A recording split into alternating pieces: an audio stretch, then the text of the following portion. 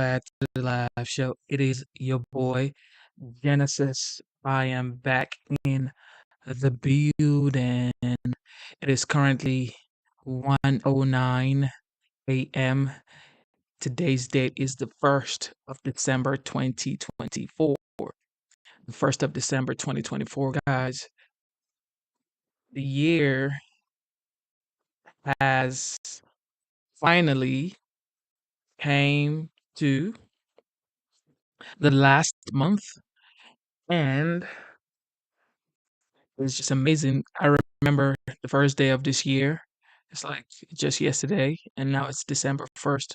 So don't waste your time on things you're not supposed to be doing. Focus on yourself, focus on your goals, focus on the things that matters to you, focus on the things that makes you happy, focus on the things that protects your mental state, focus on the things that provides for your family, and just focus on good vibes, guys. Positive energy and love, peace, and kindness, because it is just time is going fast, like faster than we can even think of, and it's just amazing. Anyway, with that being said, Trump has chosen his FBI director nominee, who happens to be Kash Patel. Kash Patel has been nominated to be Trump's FBI director. Ladies and gentlemen, what do you guys think about it? Cash is definitely someone who is very loyal to Trump. And I mean, it is what it is. He's been loyal to Trump. And of course, rumor has been spreading for a long time that this guy was going to be Trump's FBI director peak. And eventually, at the end of the day, he became the FBI director nominee. I think he's gonna get the job. I think he's gonna get the job. This is just my perspective and my opinion. I think he's gonna get the job because a lot of people like him. But of course, by tomorrow or next, we're gonna start getting news on Cash and some rumors, just like we started getting on Gates and Tulsi and everybody. But we're gonna get some new stuff on Cash. However, Cash may be solid dude, man. He may be a solid dude like Tom Holman, where you never get anything out of him. But let's see. Let's see what happens. Anyway, we're gonna get to the meat of this stream right now. And yes, y'all. It is your boy Genesis. Double tap your screen, subscribe to the channel. You know what time it is. Let's get it. Let's get it. Let's get it. Yo. Charlie Hurt and Dr. Mark Siegel, and this is the Big Weekend Show. We begin tonight with a Fox News alert. President-elect Donald Trump has just nominated Kash Patel for director of the FBI. Trump made the announcement on Truth Social just moments ago. During Trump's first term, Patel served as the chief of staff at the Department of Defense. So, Charlie, not too long ago, Donald Trump said that Kash's new book, talking about how he's going to completely eradicate the deep state and also firings at the top ranks of the FBI would sort of be the blueprint for what he would want to do in his new administration. I mean, the deep state needs cleaning. The Department of Justice and the FBI also need some firings and some reform as well. So what do you think he'd be able to accomplish as FBI director? Yeah, well, obviously, Kash Patel has a unique observation and history with the FBI. He has been on all sides of the FBI. He, working for Devin Nunes in Congress, of course, had oversight of the FBI and made life difficult for them. But that was, of course, before he realized just how corrupt the FBI is. He's also been a target of the FBI. And the reason he was a target of the FBI is because he pressured the release of information exposing that the FBI had illegally spied on President Trump's campaign and during his presidency. And the idea that this was, only in Washington would this be shocking. He has experience. He knows where the bodies are buried, and you will not be able to fool him out of actually doing some of the cleaning that needs to be done. In the book is Government of Gangsters. So let's look at some of what Kash has done. He has served as the U.S. National Security Council official, senior advisor to the acting director of national intelligence, also as the chief of staff to the acting United States Secretary of Defense, all during the Trump administration. So, Julie, this is someone that Donald Trump trusts. Right. Yeah. And we saw him face the deep state during his first administration. We all remember the Russia hoax. We also remember the 51 former intelligence officers who lied to us, telling us that Hunter Biden's laptop was Russian disinformation. So it's important, particularly at the role of FBI director, for him to have someone that he trusts. Yeah, and there is a history of a lot of deep state, if you want to talk about the deep state politics here, but in the FBI in itself, just trusting the FBI. I mean, we have not trusted him in past administrations, the FBI in general. The directors and former directors and also members of the FBI have been leaking information to the press in order to advance their political purposes. And the FBI should not be a place of politics. I mean, the FBI has a role, and the FBI has really lost a lot of credibility. I mean, the FBI does not have credibility. So I think obviously there's going to be backlash. Everyone's going to criticize on the left that Donald Trump has yet once again picked another, conservative who happens to also be a friend, who happens to be an ally. But that's kind of what you need in this White House, because if you don't pick people that you trust, then that's when the leaks happen and that's when the backstabbing happens. And for once, he's got people surrounded by him. And I know that Trump is very Concerning what she said about the FBI losing credibility, most people would say it's true because of the Trump trial and the Mar-a-Lago raid. Some people would say yes, but it is what it is. However, this guy, Kash Patel, has been solid on getting more information on things that matters to the voters, and he's been a very, very key player when it comes to people who have been talking about the FBI and the deep state. much a loyalist, and he believes in the people that are loyal to him. And so you know that you're not going to be getting that with Kash Patel and with a lot of other nominees that he's chosen to elect. Yeah, and this is someone who's also faced 2 assassination attempts as well, right? So he really needs people he can trust his inner circle. I think that the key points that have been made, he's cleansing. He's cleansing the FBI here. He's cleansing Department of Justice. He wants loyalists. You talk about loyalists. Kash Patel, of course, to add one point here, was the one who said those documents were declassified, period. And he stood up for Trump. He took the Fifth Amendment. That is something Trump remembers. With all the attacks that Trump considers to be politically motivated, Patel stood up for him. Has a great background. Got his JD over in the UK, is a very, very smart operator, has been in the Department of Defense, as was said, Department of Justice. He's highly skilled. Well, and I like, especially as someone who distrusts government to a great degree, I like the fact that Trump's surrounding himself with people who also don't like the government very much as well, and who've also been targets of the government as well. All right, so let's now head down to West Palm Beach, Florida, where Mark Meredith has been following this story very closely. Mark. Good evening. You're right. I sure have. I'm glad I didn't make dinner reservations for tonight because these nominees are coming out at a pretty much rapid pace. We've also learned that there's going to be a new nominee to head up the DEA, the Drug Enforcement Agency. But I have to go back to the main story at this hour is that President-elect Trump plans, once he makes it to Washington, to nominate a new FBI. Trump is definitely a genius. The people he's bringing in right now, these people are the people that love him, respect him, cherish him, and look up to him. So, of course, it's going to get all his agenda done. It is just what it is. Director, who would then, if confirmed by the Senate, take over from Christopher Wray, who filled the job after James Comey was fired back in 2017 as well.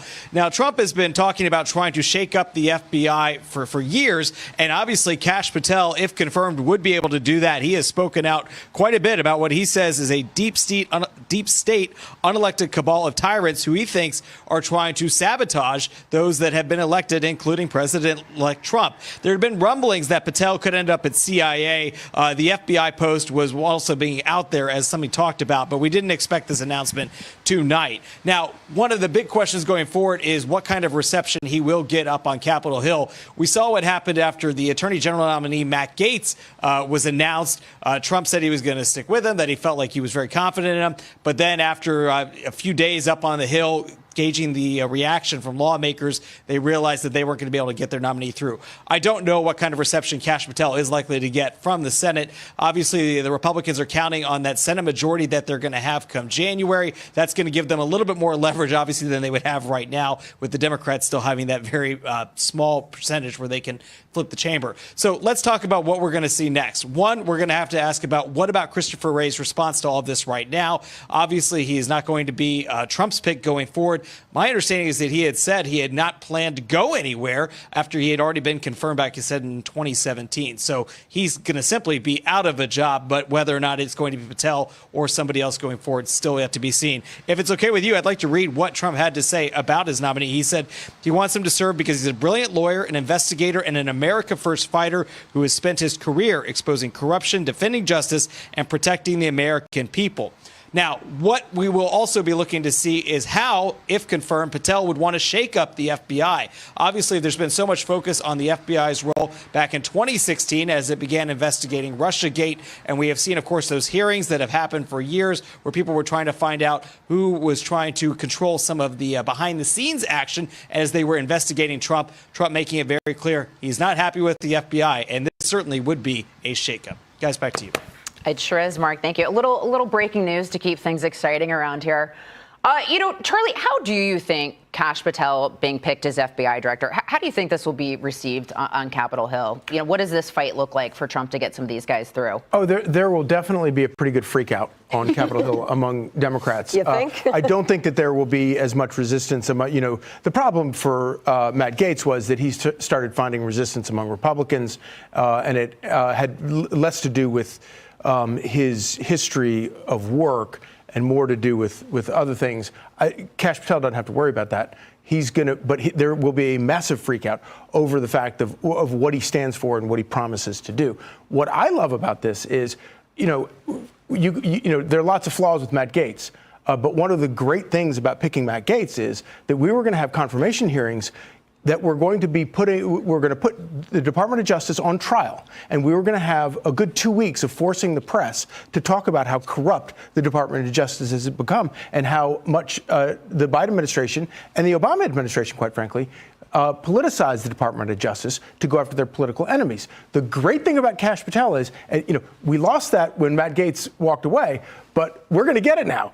When Kash Patel goes before the United States Senate, the entire thing is going to be a trial of the Department of Justice and every single thing that they have done to become more politicized and to become weapons against anyone that the Biden administration or the Obama administration deems as a threat. And that is a magnificent thing. Yeah. Dr. Siegel, I feel like, this was a mandate for Donald Trump, right? The House and the Senate, they rode his coattails to victory. So I think he should have the people around him that he wants and that he trusts. And that have great talent. And the other thing about Kash Patel is he's a writer, and he messages, and he helped Trump run Truth Social. And that children's book he wrote, The Plot Against the King, which made fun of the whole idea that Trump was targeted in the 2016 election, took his side with a children's book. He does it all across the way, and I think that Trump is picking him, A, because of his talent and B, because of his loyalty. Julie, big picture, looking at some of these nominees and these cabinet picks, what does that tell you about what kind of administration we're going to see from this next chapter? I think that we're going to have more honesty and transparency, because there was one thing that the former President Trump did, and that was be transparent. And this administration has been not. There has been such a lack of transparency in that. And I want to talk about Kash Patel as the man, not just of the professional. I mean, he's super distinguished. He is so smart. He's so qualified for this job. So nobody out there on the left can say he's not. But he's also a good person. Yeah. He's an honest man. He wrote that children's book. He's hysterical. I love him. His personality is amazing. He's a real person. But he also, like a children's book, he is actually a co-author. The two of us wrote. Thank you for tuning in to the live show. So Kash Patel, that is his full name. Kash Patel is his full name. He was the former chief of staff to the United States Secretary of Defense. And now Trump has nominated him to be the director of the FBI. This guy really has background, experience, love for the United States. I believe he's going to be the best man for the job. for the same children's book publisher, Brave Books. And so I do know him quite well, and I think he's an amazing character, and I think he's going to be a huge asset. And I think it's so important to know that he's taking good character people and putting them into the White House that we can trust, that we know that they're not going to tell us bold-faced lies every single day. These are honest, hardworking people, and I don't think you can really argue against that. Well, and Charlie, I mean, Americans overwhelmingly wanted change. Right. They didn't like the direction this country was heading in, and they wanted change, and that's what they're getting. Yeah, there were obviously key issues that, that went into this past election. Immigration was one of them. The economy was another. But first and foremost, and the entire, we have talked about having like a third party or a nonpartisan candidate for as long as I've been covering politics.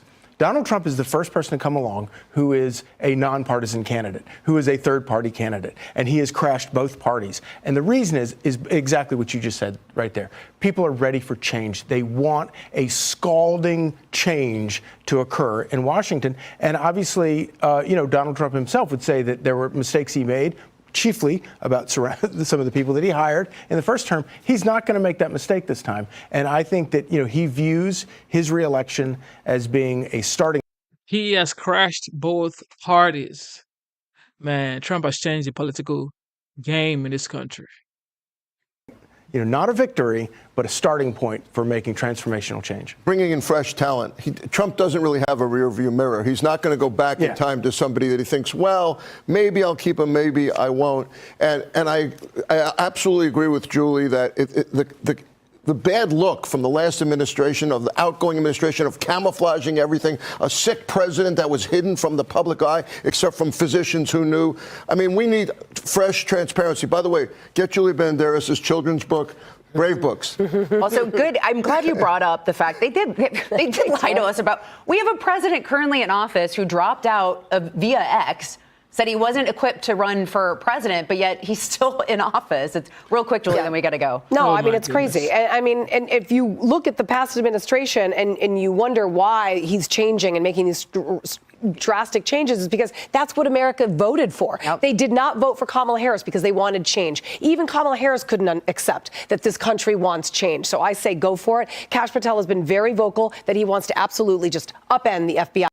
Thank you for tuning into the live show one more time. Well, Kash Patel, like you heard, he was the former chief of staff to the United States Secretary of Defense, and Trump has nominated him to be the FBI director to remake, this is what Trump says, to remake the agency.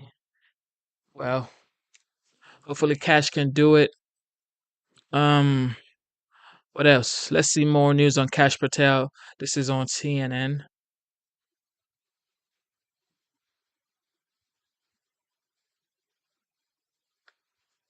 Juliet, first, I just want to get your reaction to this breaking news that President-elect Trump intends to nominate Kash Patel to serve as the FBI director.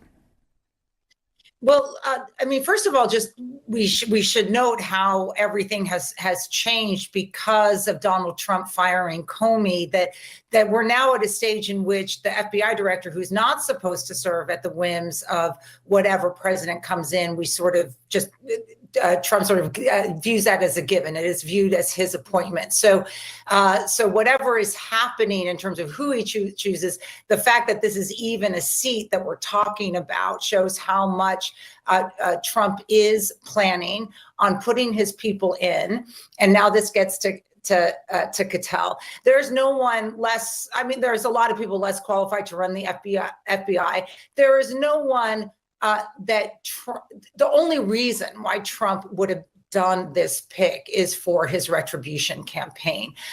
There is almost no other reason to explain this. And I know that we have to say, in terms of reporting, well, we'll see what others say, or we'll see what the Republicans do. But everyone who has followed this president-elect and who he wants to put in knows that this particular position and this particular person is being chosen for what is essentially the retribution campaign. And that means a couple of things. It will mean the lack It's not just who they go after. Let's start with who they don't go after.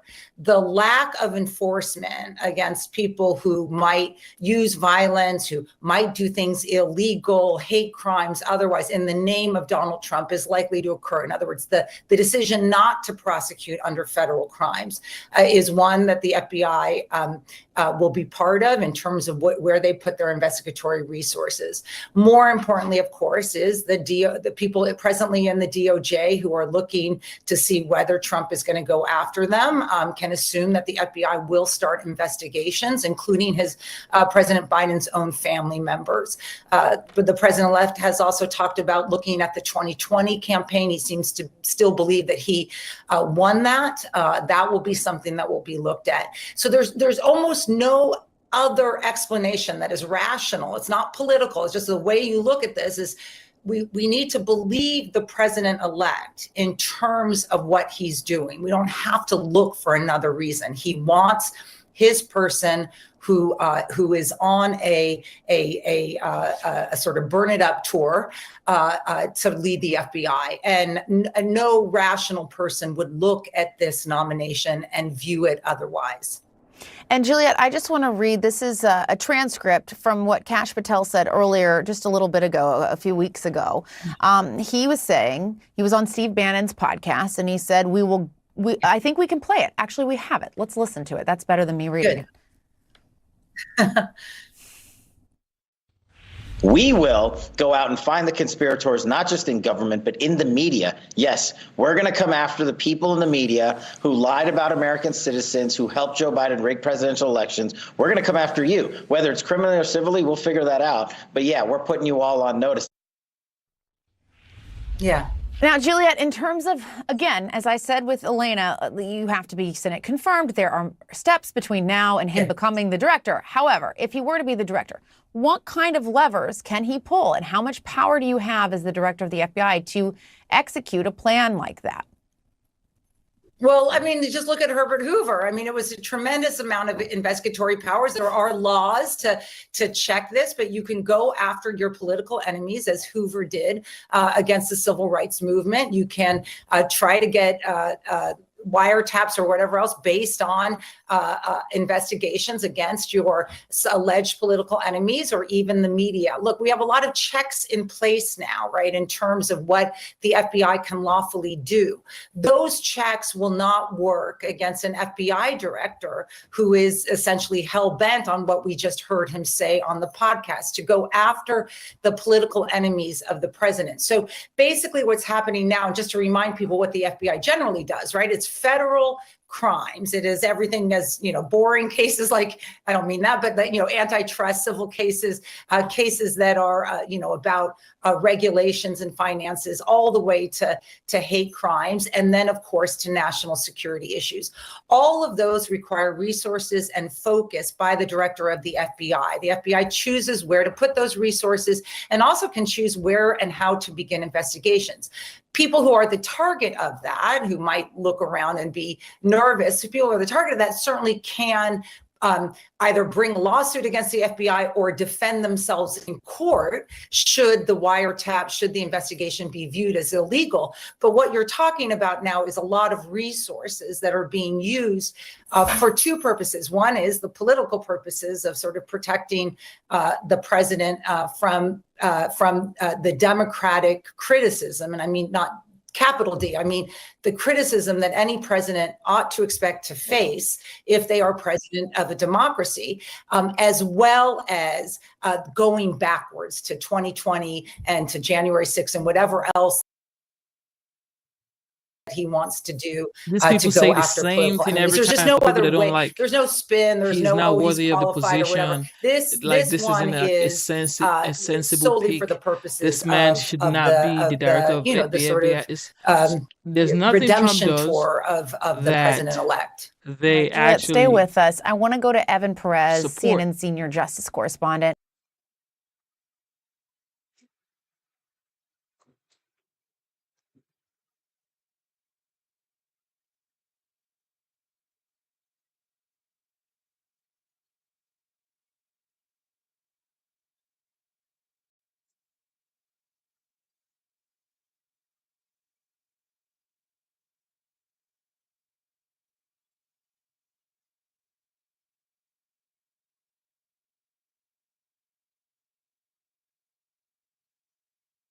President, who is here with us. Evan, look, this news just breaking tonight that Trump is intending to nominate him. However, this had been the talk for a little bit, and I'm curious what you had heard as this was kind of percolating from people you were talking to within the justice community, and what you think, how you think this could, go forward, and what might happen. Well, this has been as you pointed out, a ruminating behind the scenes in Mar-a-Lago, where people have been, of course, making their presence known to the president-elect, trying to get jobs, trying to get their positions in the incoming administration. And in the background, as he's been filling some of his cabinet posts, has been this question of what he will do with the FBI director. Now, one of the things that's interesting is that he hasn't really spoken much about Chris Wray. He hasn't complained about him really since July. So people at the FBI, I think we're hoping perhaps that Donald Trump might back away from his promise or his vow previously that he would fire Chris Wray. Obviously, that is now not. It is obviously that he's decided to follow through on what he said he was going to do. So there's a couple of things that are now playing out. The question is, does Chris Wray wait to be fired, or does he resign before Donald Trump takes office on January 20th? Donald Trump doesn't have power to fire him right now. And so that's the way this is going to go in the next few weeks. And behind the scenes at the FBI, certainly I think there's been a lot of push by people inside the Bureau, inside the Justice Department, to urge Wray to stay, because it just can't be normal that Donald Trump is the only president really who just fires FBI directors for not liking how they do their job, right? That's how Chris Wray is in this position, because Trump fired James Comey in 2017. And so one of the big questions has been, does Wray stay in the job and sort of just make the point that he's not going anywhere until he's forced to do so?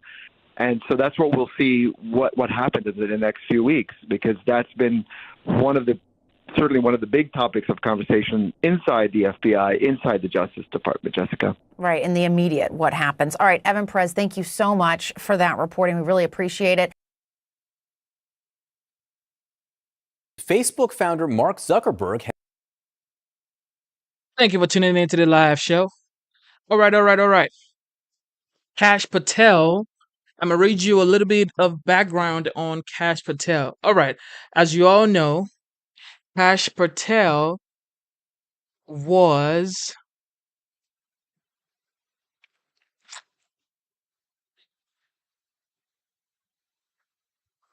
Kash Patel has always been a loyalist to Trump. Everybody knows that. And then Kash Patel was also the former chief of staff to the United States Secretary of Defense.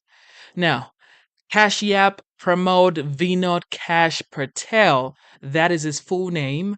Kashyap Pramod Vinod Kash Patel, this is his full name.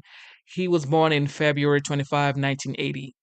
Now, as an American attorney and former government agent nominated by President-elect Donald Trump to serve as the director of the Federal Bureau of Investigation, which was today during his second presidency, obviously. Patel previously served as a U.S. National Security Council official, senior advisor to the acting director of national intelligence, and chief of staff to the acting United States Secretary of Defense during the first presidency. So he worked with Trump in his first term. Now Trump is bringing him back on the second term.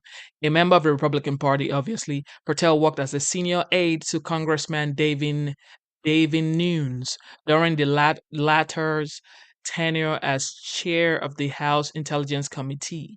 He began his career as a federal public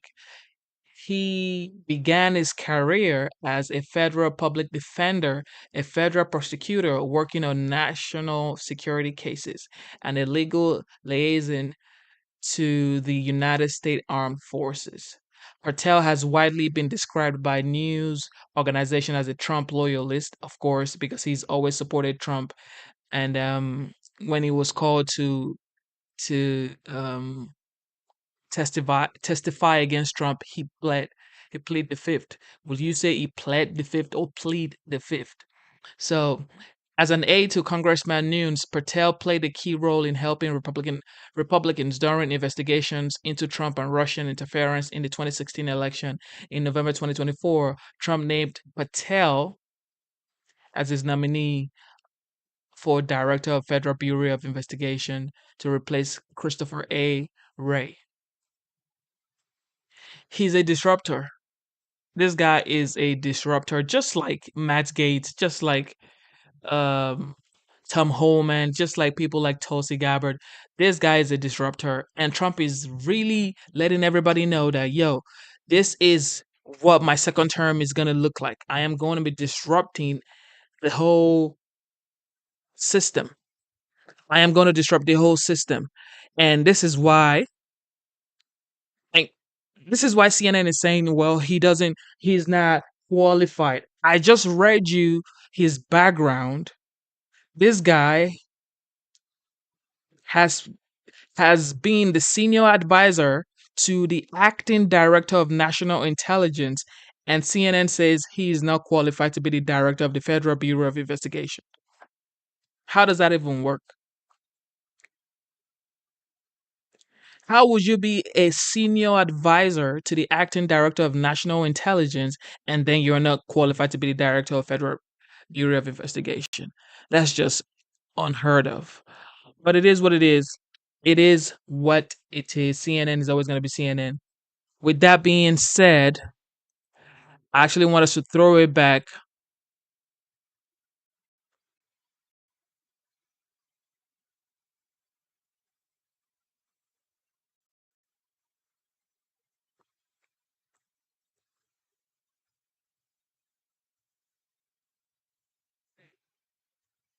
All right, we're going to throw it back now to the 47th.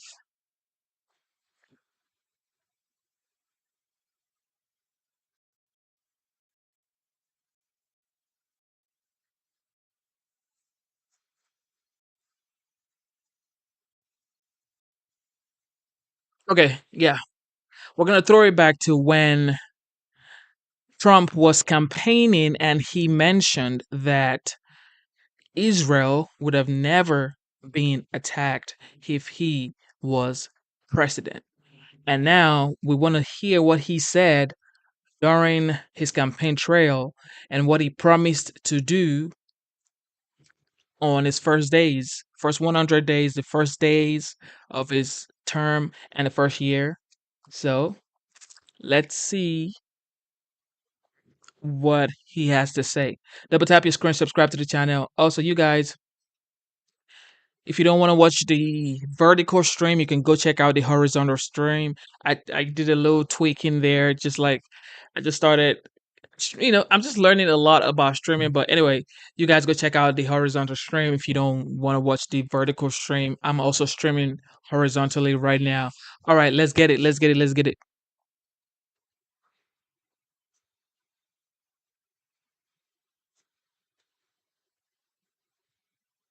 They would be sorry. So Russia would have never attacked. Israel would have never been attacked. The Ukraine situation is so horrible. The Israeli situation is so horrible.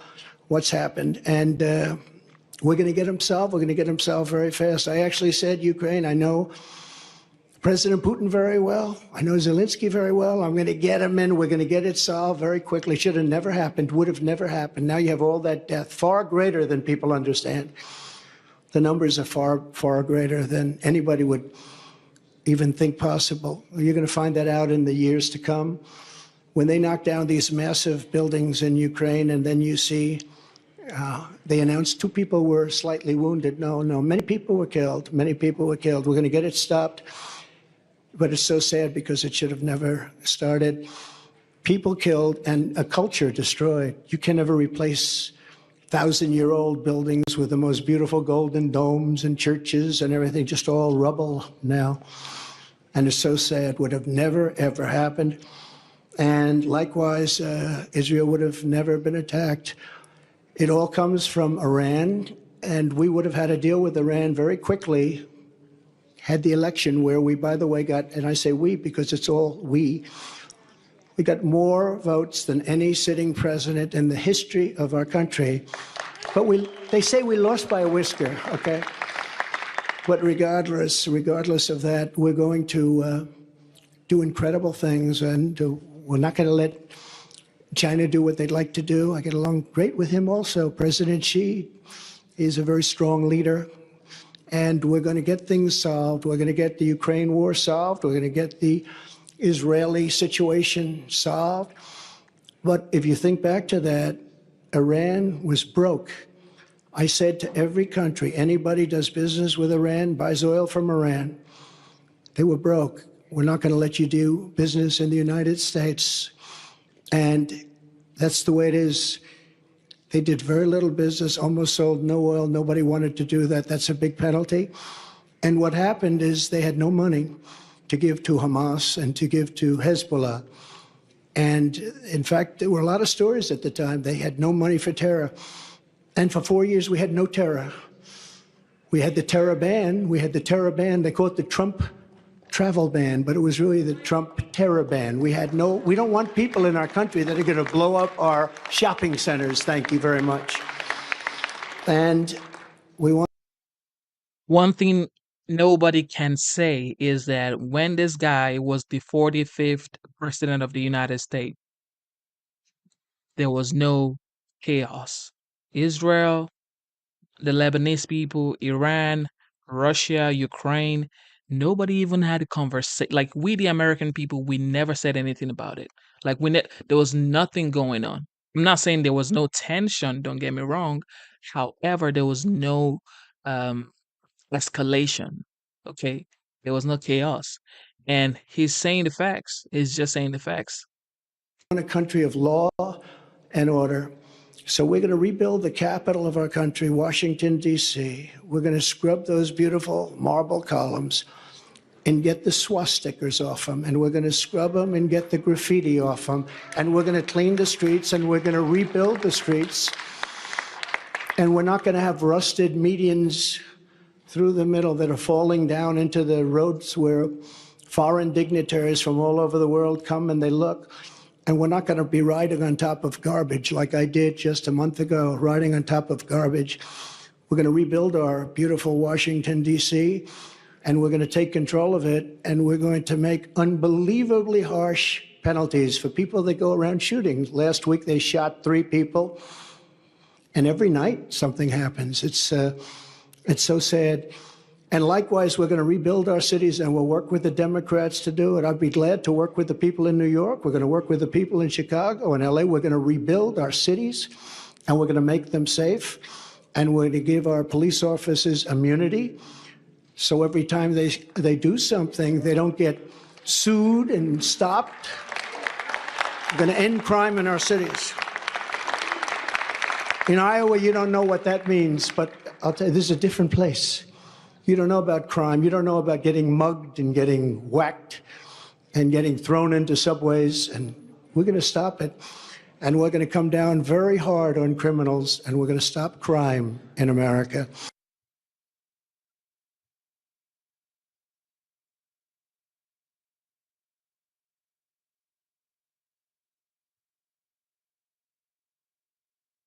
He thinks that we're going to be. Now, when he said he's going to give policemen, law enforcement immunity, I have always been against that part. I'm not gonna lie. Okay, I'm not gonna cap. I have always been against the immunity for law enforcement. I'm not gonna even cap at all, because at the end of the day, everybody still has to be responsible as adults um for their actions. Okay, so if you're giving immunity to law enforcement, I'm not saying they don't risk their lives for us every single time they go out there. They try to protect us. We call them when we are in trouble. We call them when somebody's trying to do something bad around us, to our family members and stuff. You know what I mean? So I respect law enforcement. I'm thankful for law enforcement.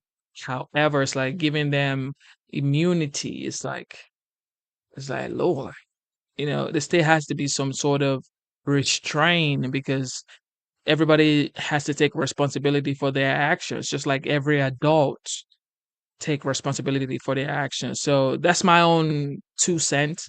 I'm just saying I voted for Trump. However, this is the one thing that I've always been thinking about, like, why would you give law enforcement total immunity? I hope it doesn't give them total immunity. It could be, like, to some extent, but still they are bad actors in um every walk of life. They are bad actors in every industries. So I wouldn't say give law enforcement totally full immunity. I don't think that's like smart. Be attacked or they're going to be attacked. That's pretty pathetic. They wouldn't be attacking Israel if I were president, that I can tell you, and they never did. They wouldn't be attacking. Iran was in no position to attack. They had no money. They were broke. But now they have $221 billion, and they have Iraq, who has $300 billion, and Iraq has become a subsidiary of Iran. With all that we've done, with all of the fighting, all of the death, look at what happened, how incompetent the whole thing is. But I don't want to say who I spoke to, but I think it's a very, very dangerous period. This is a very dangerous period of time in our nation, and a big reason that it's dangerous that we have a president that's grossly incompetent. Thank you all very much.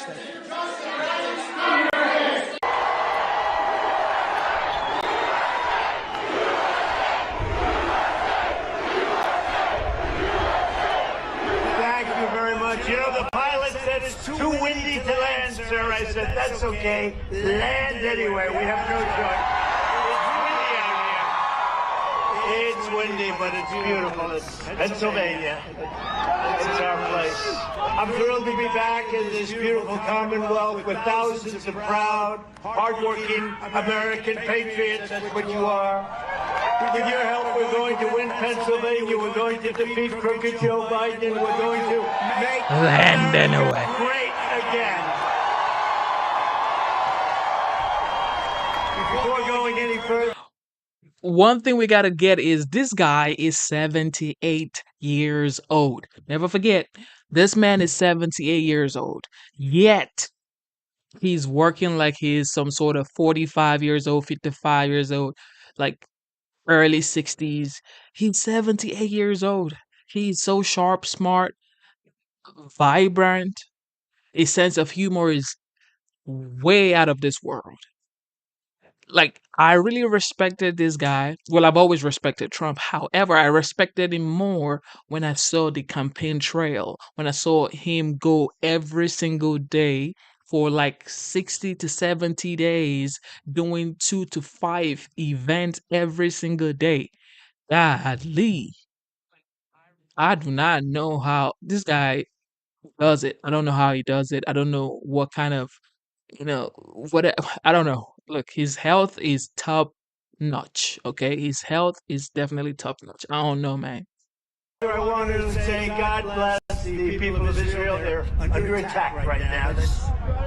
That's because we show great weakness. This would not happen. The weakness that we've shown is unbelievable, and it would not have happened if we were in office. You know that. They know that. Everybody knows that.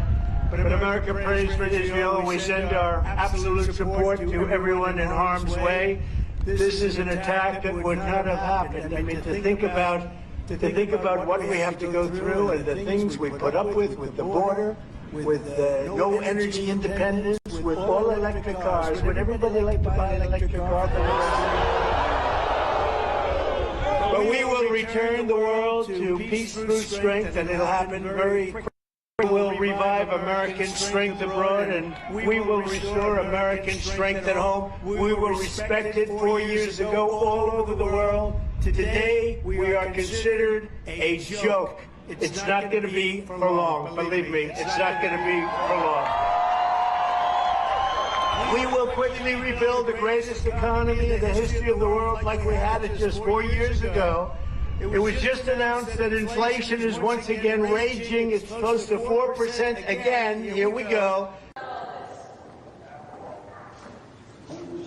Mr. Trump, what do you think of Judge Cannon's order? Are you happy to vote for her? Thank you very much. What Biden is doing with respect to Israel is disgraceful. If any Jewish person voted for Joe Biden, they should be ashamed of themselves. He's totally abandoned Israel, and nobody can believe it. I guess he feels good about it because he did it as a political decision. You have to do the right decision, not the political decision. But he did a very bad thing. I just want to let you know that we've just filed a major motion in the appellate division concerning the absolutely unconstitutional gag order, where I'm essentially not allowed to talk to you about anything meaningful that's going on in the case, and many good things are going on with the case. It shouldn't have been filed. They had this morning the top legal scholars in the country. This is a Frankenstein case. They took a dead misdemeanor, they attached it to a dead alleged federal felony and zapped it back into life. So many of us are just amazed to watch this actually walk into court, because it's not a recognizable crime that any of us have seen. That's Jonathan Turley. I've been doing this for 60 years and I don't understand what crime he's been charged with. Nobody understands this. I just don't get the crime. There's no evidence of any crime whatsoever. This is a sham. That's Alan Dershowitz. And these are people that they speak their minds. They're not for me, they're for justice. This is another one. This is without precedent in American history, only with the desperation of President Joe Biden and his fanatic left-wing enforcers did it become possible to think about arresting and jailing their major political opponent. This case must be taken out of Judge Merchan's hands because he's totally conflicted. Judge Merchan is totally conflicted, like probably no judge has ever been conflicted before. Here's another one, Manhattan DA Alvin Bragg. His prosecution of former President Donald Trump violates both the federal and state constitutions. This is a prosecutor making it up as he goes along. Due process worthy of the names does not tolerate that. So these are statements. This is Andrew McCarthy made that statement, highly respected. A judge is allowing wide scope of information that has absolutely nothing to do with the case. That's Rebecca Rose Woodman, Fox News. Today we have Rick Scott here, Senator Rick Scott. We have other politicians here. We have people, many people in support. The outside of this building is closed down like Fort Knox. Nobody's ever seen. We have so many police down here, New York's finest, and they are New York's finest. They're just told what to do, but they don't have them at Columbia. They don't have them at NYU or any other places. This is like an armed camp down here, and you have nothing to worry about. Believe me, your problem is from the left, it's not from the right. Big problem from the left. It's from within our country. That's a bigger, in my opinion, a bigger danger than China or Russia. You have it from the outside and you have it from within. From within is a bigger danger to our country, and it's from the left, not from the right. But Rick Scott's here, and he said you can't go after political persecutions. This is a shame. This should not be happening in our country. And Senator Ted Cruz put out a very strong statement about attacking Donald Trump and the American voter. It's an attack on both.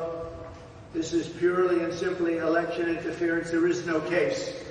So that's the way it is. But here we sit after 2.5 weeks, and I think you'll see some very revealing things today. And I want to thank my lawyers. They've done a very good job, but I'd rather thank them after it's over as opposed to now, because we don't want them to get carried away.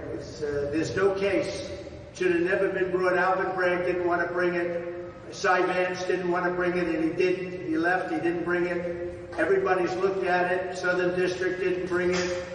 Federal elections didn't bring it. It's also a federal case, not a state case, which they're not allowed to do, but these are minor details. So I just want to thank you for being here, and we'll see you later in the afternoon. Thank you very much. What do you think of the Stormy Daniels testimony? How does the line feel about the testimony? Are you politicizing this trial? Crooked Joe Biden would say constantly that he ran because of Charlottesville. We know that's not true. And in any case, he's done a really terrible job because Charlottesville is like a peanut compared to the riots and anti-Israel protests that are happening all over our country. Right now, it's a disaster. There's never been a time like it in the United States of America, and it's Crooked's fault because he sends the wrong message every single time. And that includes what happened with Russia and Ukraine. That includes October 7th. And that certainly includes a bad message on inflation, where he has launched inflation at levels never seen before. The fact is that Crooked Joe hates Israel and he hates the Jewish people. There's no question about that. And if Jewish people are going to vote for Joe Biden, they have to have their head examined. He's a disaster for Israel. The problem is that he hates the Palestinians also, and even more so, and he just doesn't know what to do. He's a confused man. He can't put two sentences together. He doesn't have a clue. He doesn't know where he is. He doesn't know he's alive, and he's our president. We have to end it. November 5th, we're going to end it. Thank you very much. God be with you. Crooked Joe has not just set our economy on fire, he has truly set the world on fire. If you want to know how a weak and pathetic president really is, I mean, the things they do, just think about this. This week he announced that he... During the campaign trail, this guy roasted Biden big time. Definitely roasted Biden big time. I mean, this was just way too funny, bro. This was way too funny. And this is why the people voted for him, is authenticity. He is authentic. He says it the way he wants to say it, the way he believes it is, rather than trying to sugarcoat anything. This guy says it the way he wants to say it. It's just what it is. will withhold shipping weapons to Israel as they fight to eradicate Hamas terrorists in Gaza. No, it was shocking to hear it. Even while there are still American hostages being held by Hamas. And they're saying, oh, October 7th never happened. You know, they say that. And Biden has fallen for it. Crooked Joe's action is one of the worst betrayals of an American ally in the history of our country. I support Israel's right to win its war on terror. Is that okay? I don't know. I don't know if that's good or bad politically. I don't care. You got to do what's right.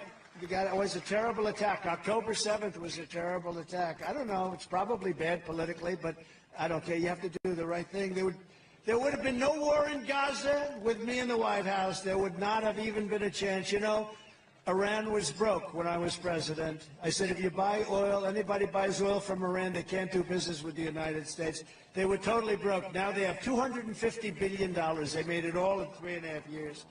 When I was president, we had peace in the Middle East like never before, and I got the Abraham Accords done when nobody thought it was possible. And they've done nothing with them. We had 4 countries done. We would have had a... One thing is for sure. Let me see you put it in the chat. Do you think there would have been a war in Gaza if this guy was still president from 2020 to 2024? And do you think Ukraine and Russia would have been at it for this long? Do you think Ukraine would have invaded Russia? Russia would have invaded Ukraine. Do you think Russia would have invaded Ukraine? I don't think so. I don't think so. Well, every country would have been signed up, in my opinion, including Iran, because they wanted to make a deal so badly. Now they don't have to because they're a rich country. Crooked Joe surrendered to the terrorists just like he surrendered to the Taliban. And so I took hundreds of billions of dollars in tariffs and taxes and fees from China and other countries also, not just China. Everyone rips us, all of them. The European Union is brutal. They all are brutal because they were dealing with people that didn't care. They had no business bent. They were politicians. They didn't want to rock the boat. European Union treats us very badly. They learned. They learned. We did a lot of things with them. Macron of France, good guy's a friend of mine, but he loves France. And he was going to put a tax on all American business, a very substantial tax, 25% on American businesses in France.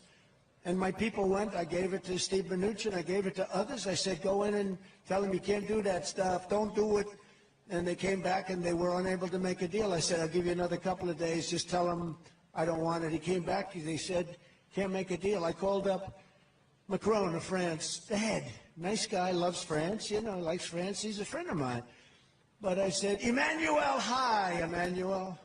How are you, Emmanuel? Oh, Donald, I love you so much. You're doing such a good job. I said, thank you very much, I agree. But let me just tell you, Emmanuel, you're putting a big tax on American companies doing business in France. You can't do it. Oh, it's too late. Oh, I wish you would have called me early. It's too late, Donald, I cannot do it. I said, yeah, you're going to do something about it.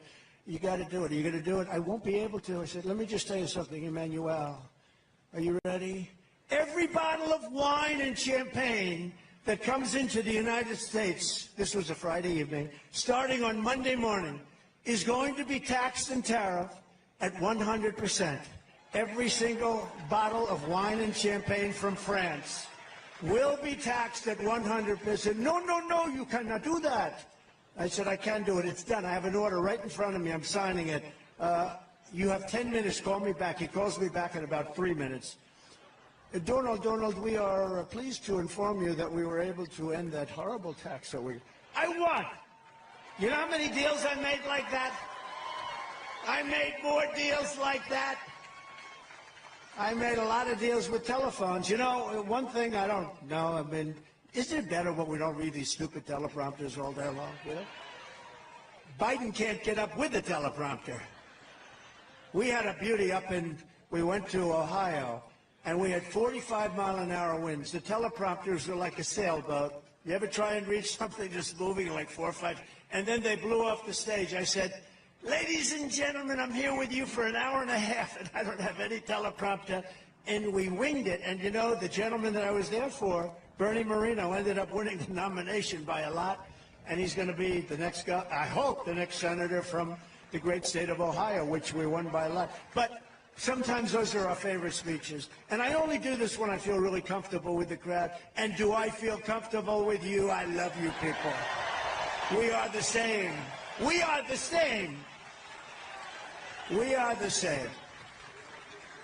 But so I talked about France, but I do that with a lot. I did that with so many. I did it with Italy, where they were going to do something. They were charging us a lot.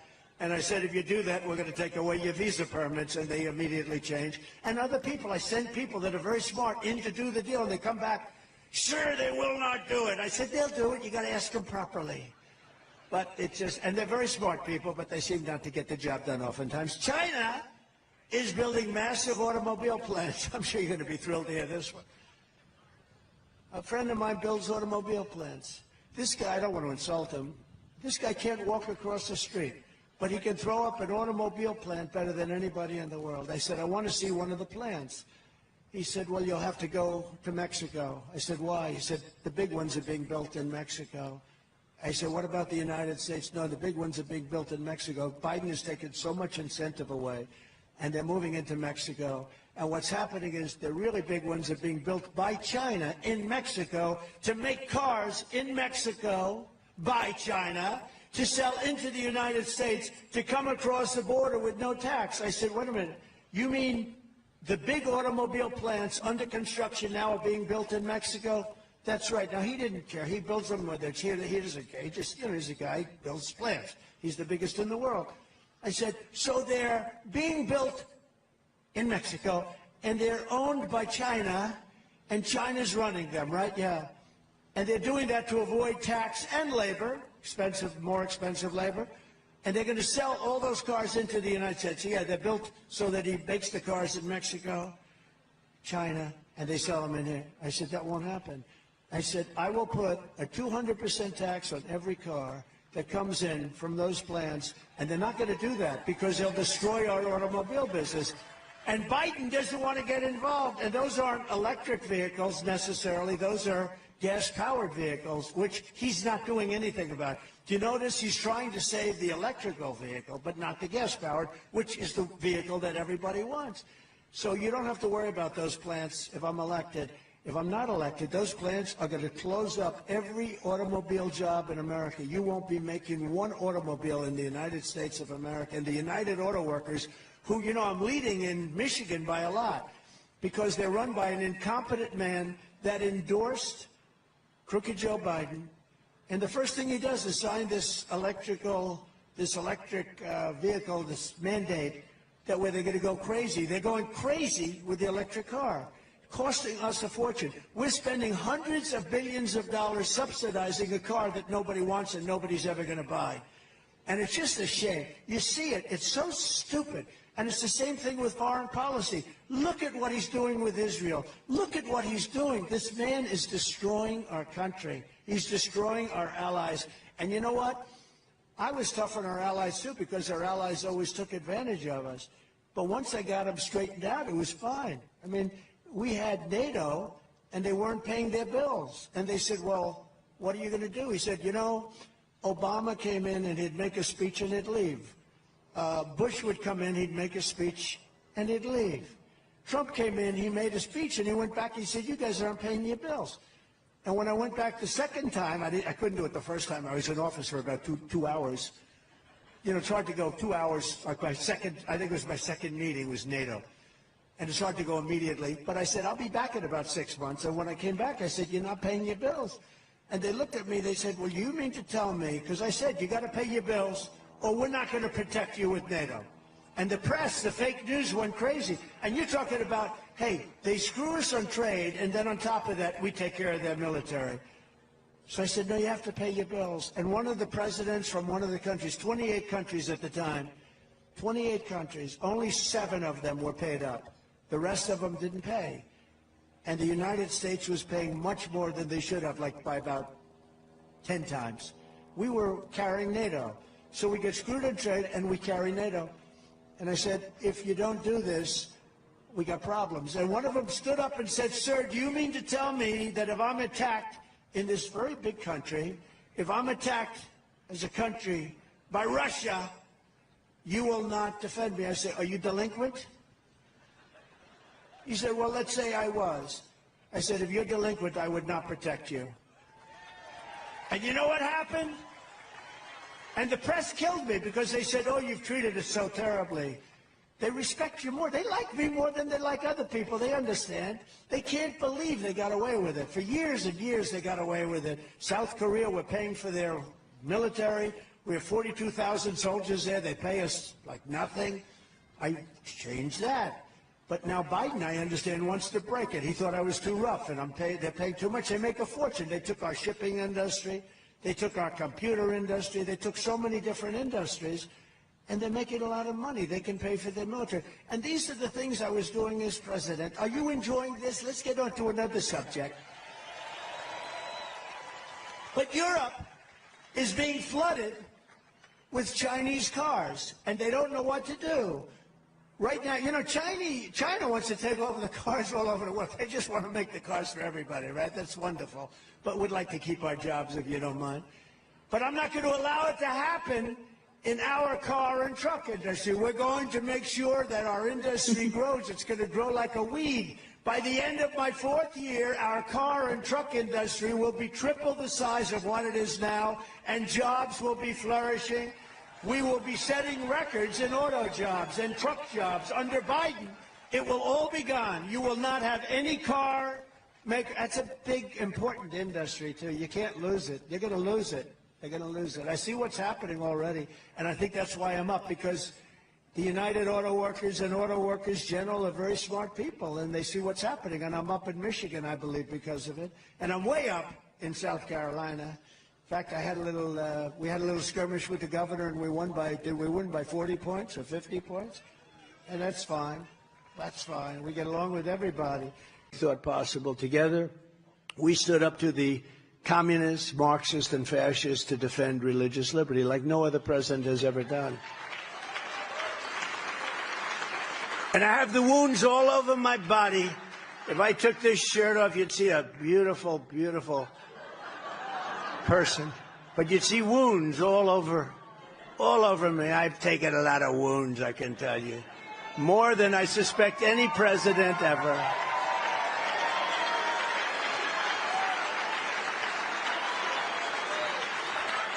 You know, in history, and I've read, I love this stuff, but in history, they say Andrew Jackson was treated the worst, President Andrew. He was a great general and a very good president. And Abraham Lincoln was second worst. Now, he had a civil war, so, you sort of think that was understood. And now they're rewriting the books. Trump was treated the worst, Andrew Jackson second, and Abraham Lincoln third. But I definitely took top spot. I took top spot. And I'm honored to do it. And here we are looking for more. How about that? I could right now be home. I wouldn't be in court. I wouldn't be in court. Thank you for tuning into the live show. Okay.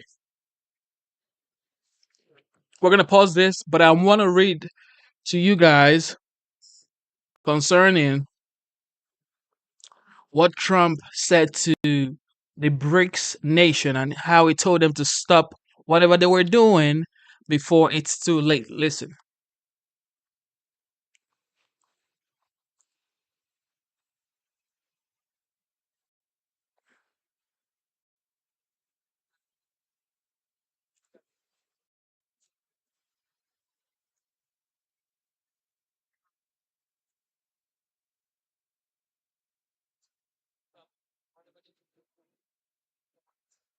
So, Trump 100% tariff on BRICS countries if they pursue creating new currency. Can Joe Biden do that? Can Kamala Harris do that? I doubt it. I don't think they can. Here you go. See, it says, let me make it large. So, guys, it says here, President-elect President-elect Donald Trump said he would require countries that are part of BRICS, a China and Russia-backed group, a China and Russia-backed group of emerging economies, to commit to not creating new currencies or face 100% tariffs during his administration. The idea that the BRICS countries can move away from the dollar while we stand by and watch is over.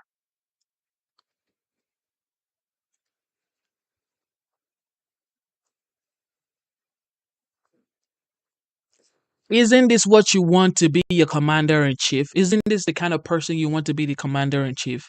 Someone who fights for your currency. It says, we require a commitment from these countries that they will neither create new BRICS currency nor back any other currency to replace the mighty US dollar, or they will face 100% tariffs and should expect to say goodbye to selling into the wonderful US economy. Trump posted on Truth Social on Saturday afternoon. Golly.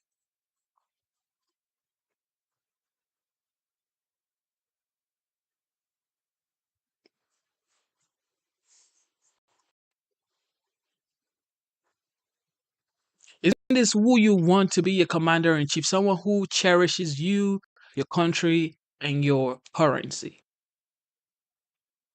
And BRICS had been made up of Brazil, Russia, India, China, and South Africa since 2011. Earlier this year, Iran, Saudi Arabia, and United Arab Emirates, Ethiopia, and Egypt formally joined the first expansion in over a decade. 34 countries have submitted an expression of interest. What is going on right here?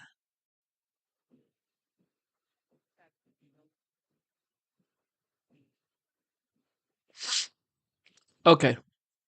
Anyway, this is what I wanted us to talk about. What do you guys think about this?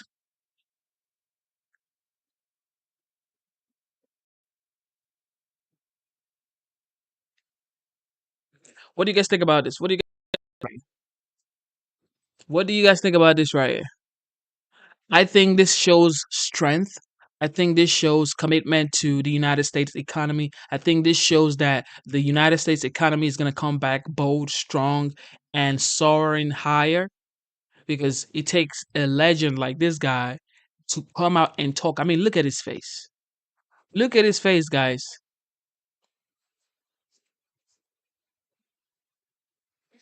Look at his face. There's just no way. He says Trump threatens 100% tariff on BRICS countries if they pursue creating new currency. It's over.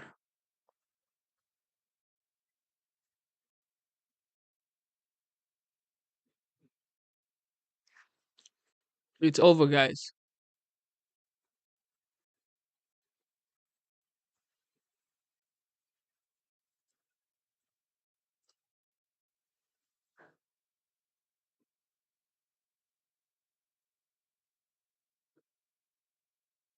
That's a sign of strength.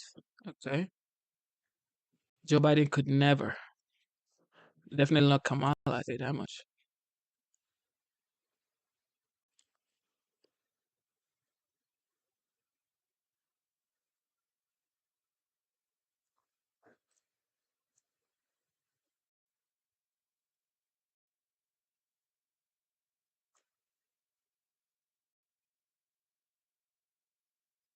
And I've read, I love this stuff, but in history, they say Andrew Jackson was treated the worst, President Andrew Jackson. He was a great general and a very good president.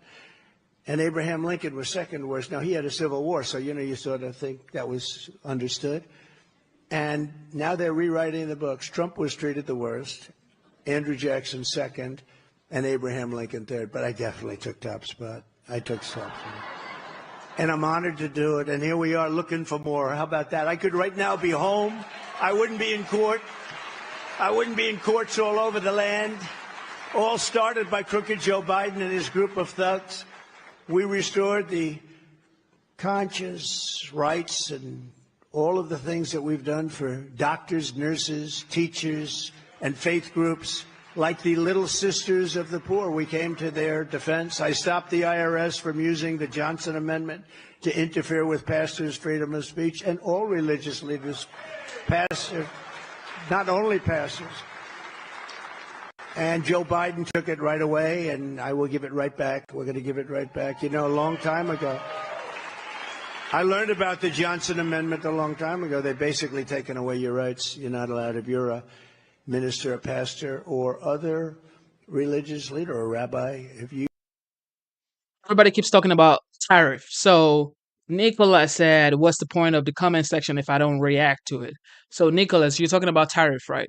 This guy is only talking about tariff to negotiate. It's a negotiating tactic, okay? It's just a token to negotiate. You think Canada, Mexico, China wants high prices for their people? Or you think the tariff is just one way? It goes both ways, Nicholas. Those people don't want high prices for their people. Same as Trump, he doesn't want high prices for us because we are already going through a lot and we voted for him based on his promises to lower the prices on all of this stuff to bring down inflation. That's why he's going back to back on the tariff rant because once you threaten these people with tariff, for example, Mexico's exports almost 80% of Mexico's export comes to the United States. So you think if Trump says, you know what, I'm gonna tariff all your stuff, or I'm just not gonna do business with you. You think Mexico can go on a trade war with Trump? That's impossible. There's virtually no country on earth that can truly, this is just facts, okay? Truly, there is no country on earth. This is just facts, okay? You can think whatever you want to think, but in real life, okay, there is truly no country on earth that can go head to head trade war with the United States because every one of them needs the United States. The United States needs people as well, but not compared to anybody else. It is just the facts. You want to say things that are political. They take away your tax exemptions and they really destroy you. And I put that back, and now they've put it back. It's like a yo-yo. I'm going to put it back immediately. First day, I'm giving that back because we want to hear from our ministers, our pastors, and our rabbis, and others, by the way. I issued guidance making clear that the right to freedom of worship does not end at the door to a public school. I was the first to, and I'm the only president, I think, to convene a meeting at the United Nations to end religious persecution worldwide. The only time it's ever been done. Because you know what? Presidents, they get elected and then they don't want to get involved. We don't want to get involved, like what I did for Israel as an example, right, with Jerusalem. Every president, for many, many presidents, said we're going to do that capital. Going to make Jerusalem the capital. They're going to move the embassy to Jerusalem. And nobody did it. And I understood why, because once I got there, I had more pressure put on me from other countries. Please don't do it. Please don't do it. I did it. I did something what many presidents, I don't know the number, but. Shout out to Kokabura. Kokabura, you are right. World trade means every country is dependent on others, but some more than others. For example, I just told you almost 80%, if not more than 80% of Mexico's export comes to the United States. So you mean to tell me if United States says, you know what, we're going to slash that into two and we just want 40%, do you know what that would do to Mexico's GDP? Do you know what that would do to Mexico's economy? Canada is already going through crazy times when it comes to the economy. They're going through turmoil when it comes to the economy. Go listen to Trudeau. Go listen to him. He doesn't want smoke. He's already coming to the table. He's smiling at Mar-a-Lago. Because you cannot really go head to head trade war with the United States, bro. You need the United States. I get it, world trade, whatever you want to say. But every one of these guys, at the end of the day, they're still going to have to come bow down and do business with the United States. Because if the United States say, we're not doing business with you, do you know how much the United States people consume? Like, you can go ahead, Ted, bro. But going back a long time, they campaigned on it, they did it. I campaigned on it, and I did it. I just didn't take, thank you very much, that's very nice. You know, I didn't take calls for about 4 days. I set up the meeting on a Monday, and I didn't take calls. I was away, quote, over the weekend. And he'll call you back on Tuesday. Oh, kings, queens, everybody. He'll call you back on Tuesday.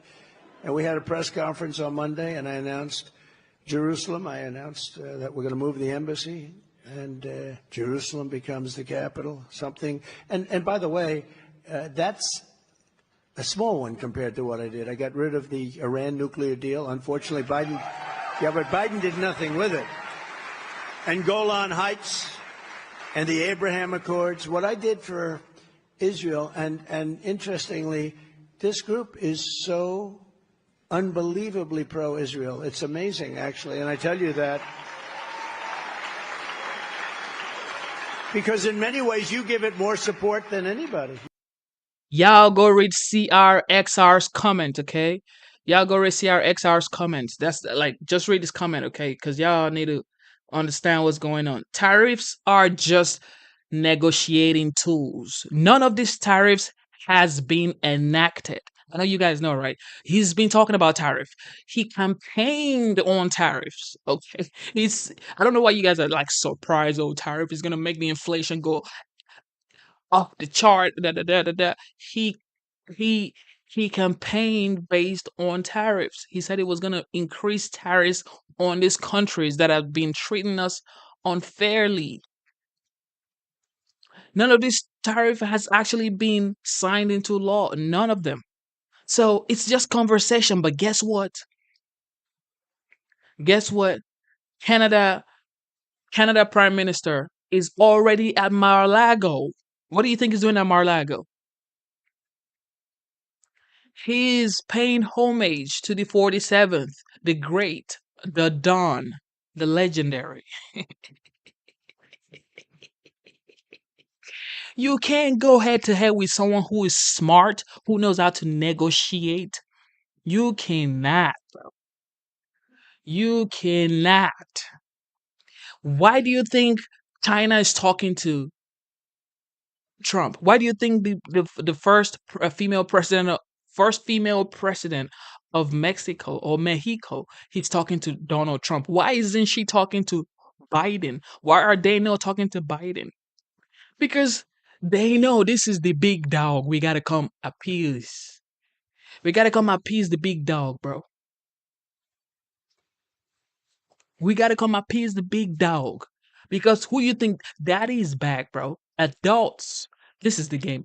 Adults are back in the White House. He's not even in the White House yet. Man, bro. This guy is just the 47th president elect. He is not even the president today. He is the president elect. And yet, every one of them are going in droves to him to have a conversation. He's talking to BRICS like his siblings.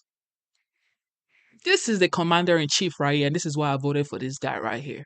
Straight up apex predator. This is an apex predator. Think whatever you want to think, but this is who you need leading the free world. It is what it is. This is the alpha right here.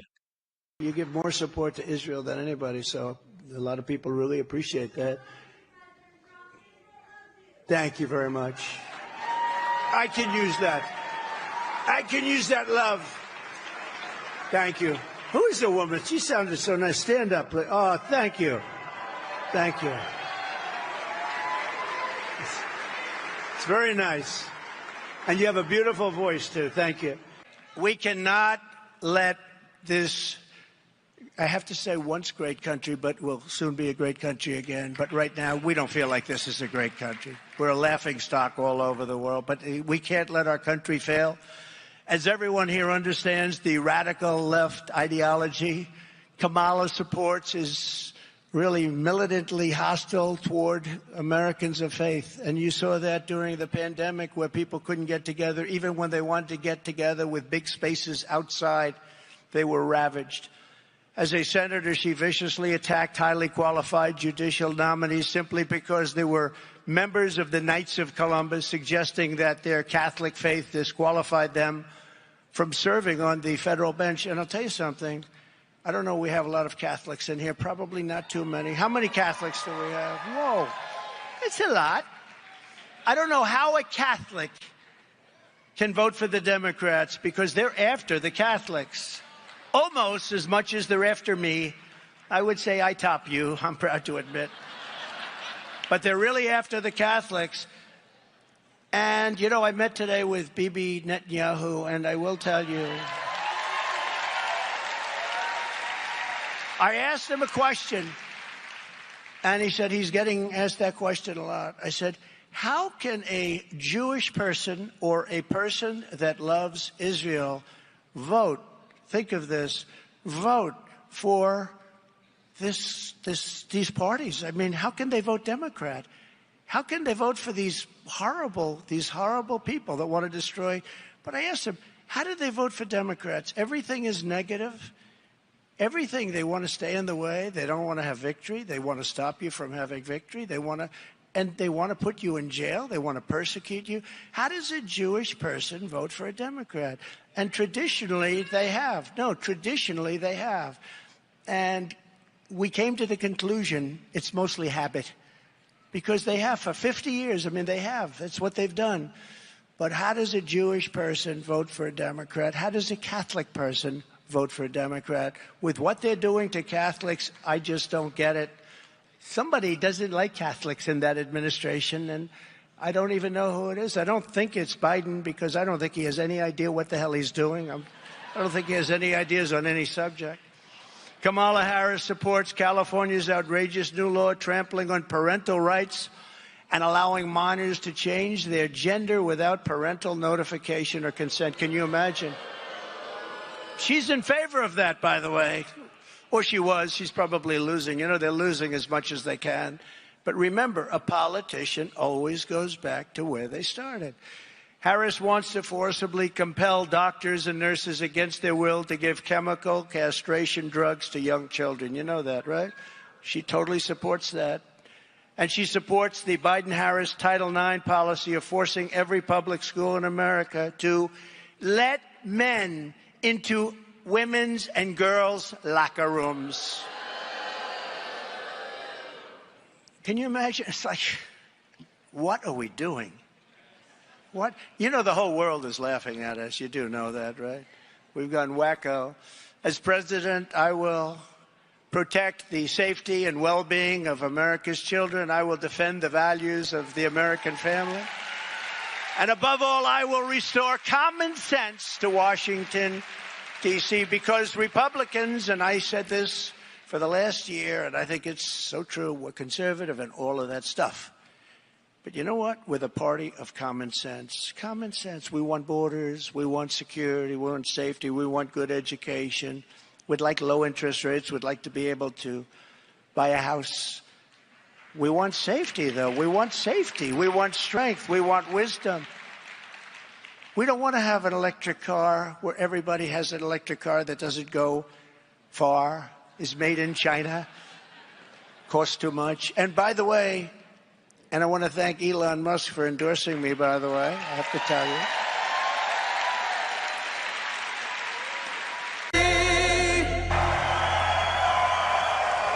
Hello, Bitcoiners. Thank you very much. I don't know why people don't give this guy credit. You know, I don't know why you don't give this guy credit for anything. When he was president during his first term, mortgage rate was at its lowest probably ever. It was like on 2.89%. Like mortgage rate on 2.89%. Do you know what that means compared to what it is today? Like, do you see what inflation was doing when he was president? Inflation was so low. Now inflation is all the way up. It's coming down according to the stats. However, it's still not down to when Trump was president. Did you see the border? Fully secured.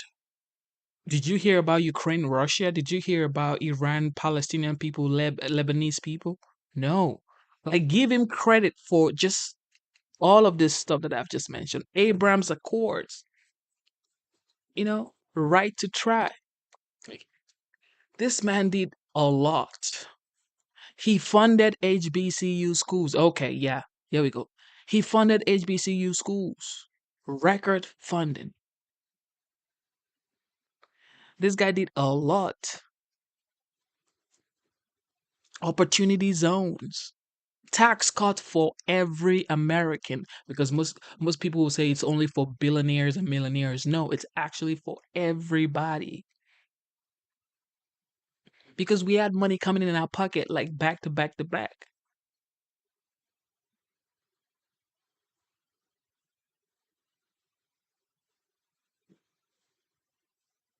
So it was like prison reform that freed so many Americans. First Step Act. That's what it was called, the prison reform system. First Step Act. We had money saved up from 2016 to 2021, bro. All of a sudden, Bidenomics come into play, and it was just over. Gas prices went all the way up. Y'all remember when gas was like $1, $1.02, $1.05? $15, $20 will fill my tank. And I'm like, what is going on here?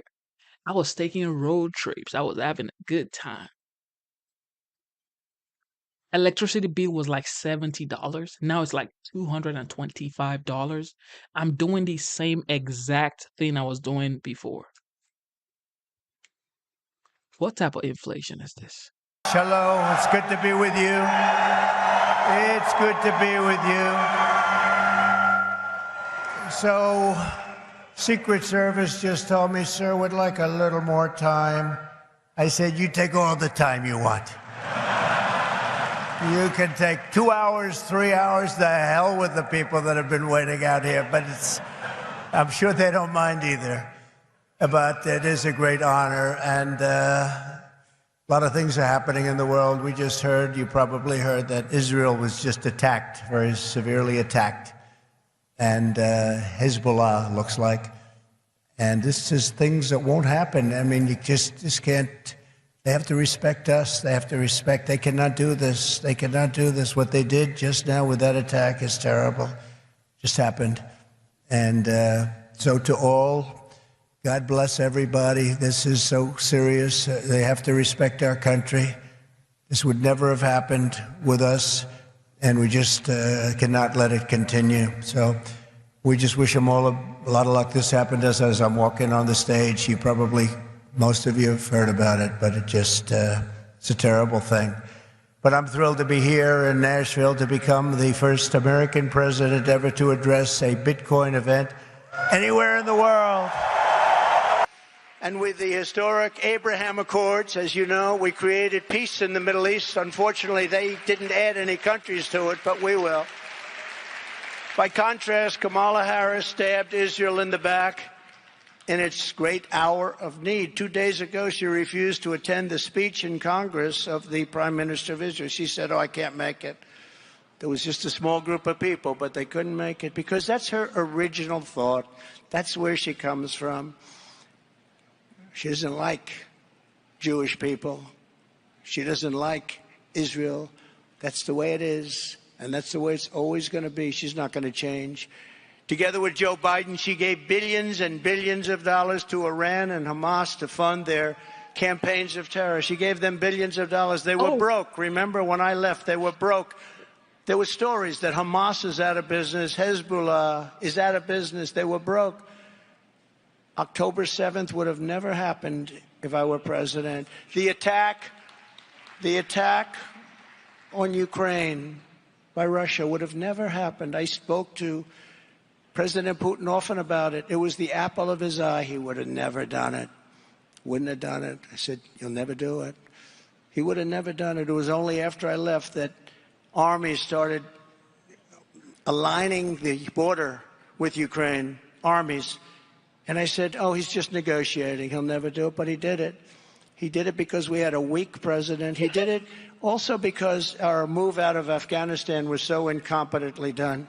And I think when he saw the way we did that, he said, wow, this is a paper tiger that we're dealing with. But they weren't a paper tiger with me. We defeated ISIS in 4 weeks instead of 5 years. It was supposed to take 5 years, 4 weeks.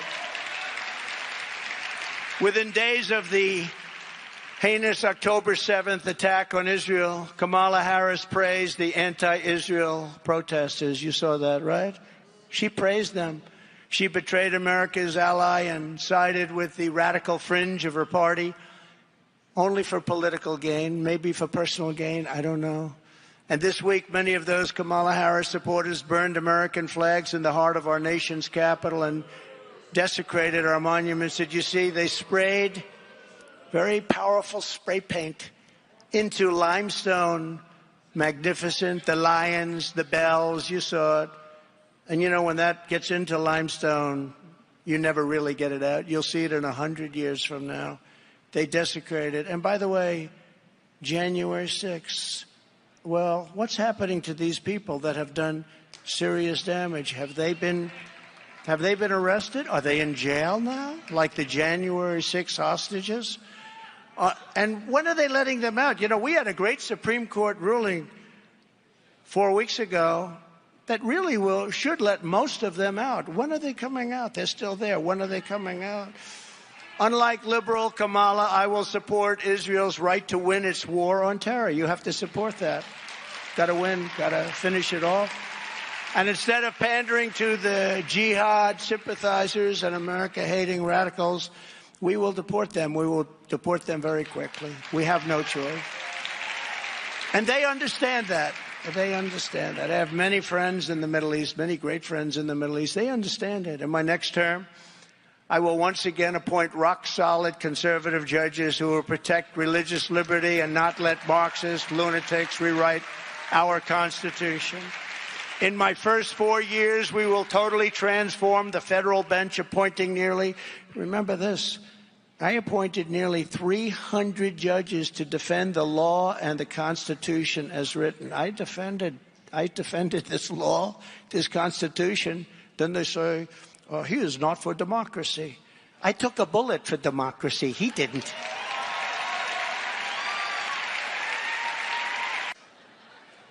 In my first term, I defended, and like nobody, Christians against hate and bigotry. Nobody did what I did, and Marxist aggression No president has ever done what I've done for Christians before. I restored religious liberty for doctors, nurses, teachers, and faith groups like the beautiful Little Sisters of the Poor. We defended them very strongly. I stopped the IRS from using the Johnson Amendment. That's a vicious, that's after Lyndon Johnson, who had a problem with a certain pastor in Houston, didn't like him, so he passed an amendment that was a disaster. To interfere with pastors' freedom of speech, he wouldn't let pastors even discuss anything having to do with politics, and if they did do that, they'd take away their tax-exempt status. So pastors were afraid because they need the tax-exempt status in order to do what they have to do, and we want to listen to our pastors. We don't want them to be silenced because these pastors are incredible people. That's right. I listen to you. Sometimes I don't listen well enough, though, I will say. You know, Franklin Graham, you probably heard me say this. I said it a couple of times, but he's a great guy and always been a supporter of mine. He was never a supporter of people politically. Probably he can't be, but he was always a supporter, and openly. But he wrote me a letter a few weeks ago. He said, President Trump, I love listening to your stories. You're a great storyteller. That was very nice. He said, but please, if it's possible, it'll be even better. Don't use foul language. He told me, please, do away with foul language. If you don't use foul language, it will be even better. And I thought about it, and I tried it for a couple of nights, actually. Actually, it didn't work out so well. It was, you know, when I get to the punchline, I'm ready to use that one word, just one, Franklin, one word. And then I use a politically correct word, and the whole thing just falls flat. But I try. I'm trying, Franklin. I'm telling you. No, he's a good man. He's a good man. I issued guidance making clear that the right to freedom of worship does not end at the door of a public school. We know that. I was the first and only president to convene a meeting at the United Nations to end religious persecution worldwide. That's the first president to do it. They didn't want to get into it. All of these very religious presidents that you've had, you know, religious in quotes, they said, no, we'll pass on that. But I went and I did it, and I was proud to do it. For 4 years, I stood proudly with our friend and ally, the State of Israel.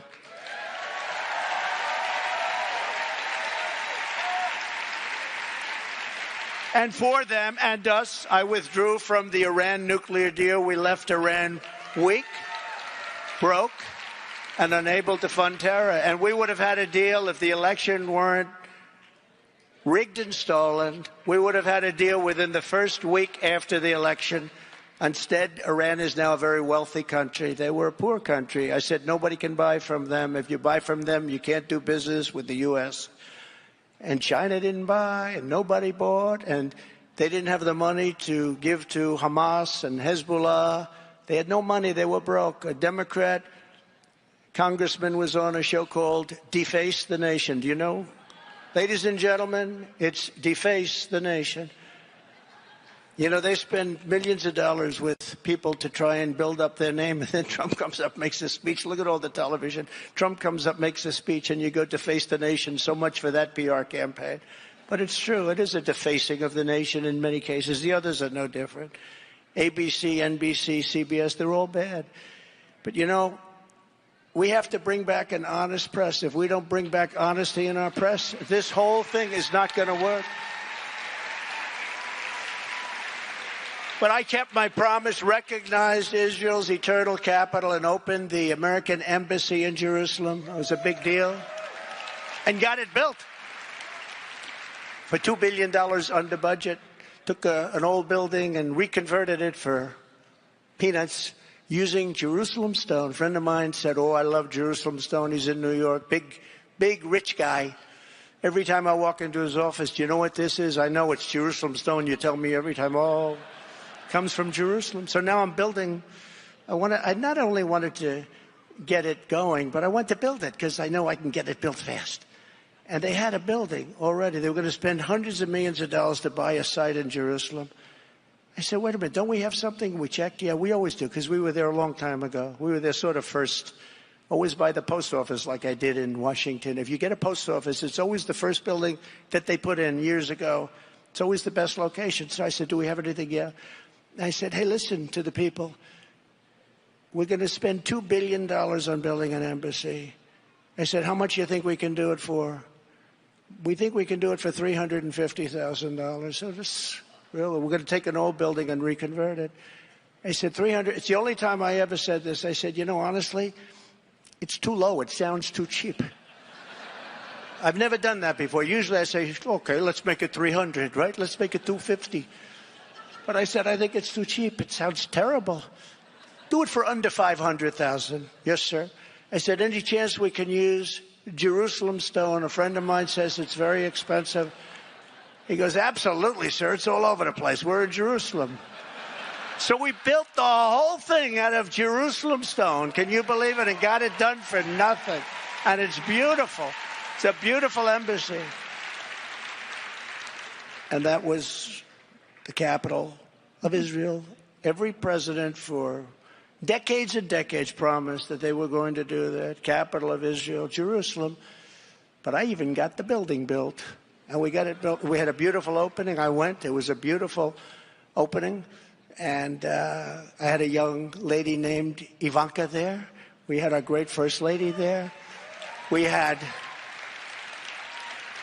a lot of my children, a lot of my friends. It was a beautiful opening. Remember, it was always going to be a disaster if you do that. And every president was going to do it. They got to the office.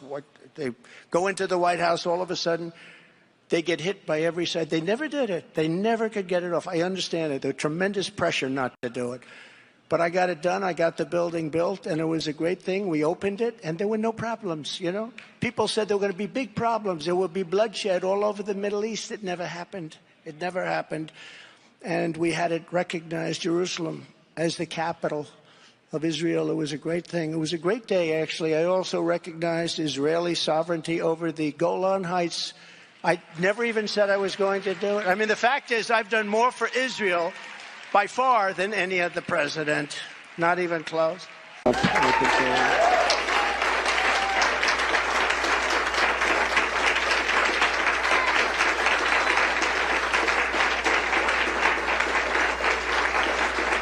The surge of chaos and bigotry and violence the Jewish community is witnessing today is the direct result of weakness, radicalism, and cowardice of the Harris-Biden administration.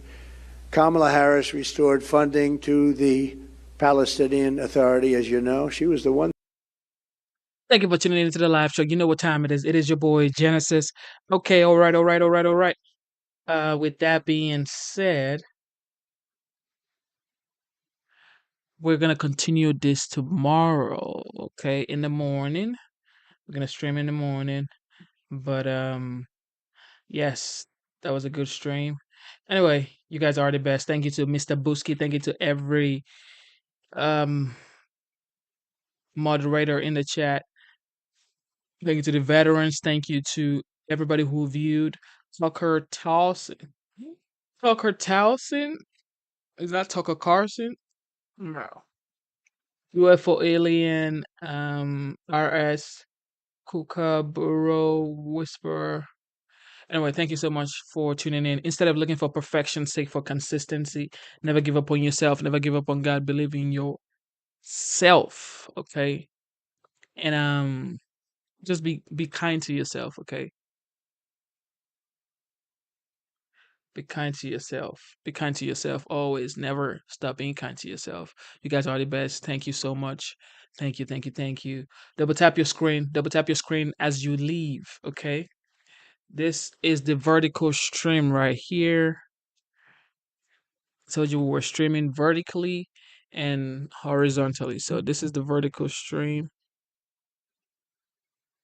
right here. And that is the horizontal stream. So you double tap your screen to like the live show.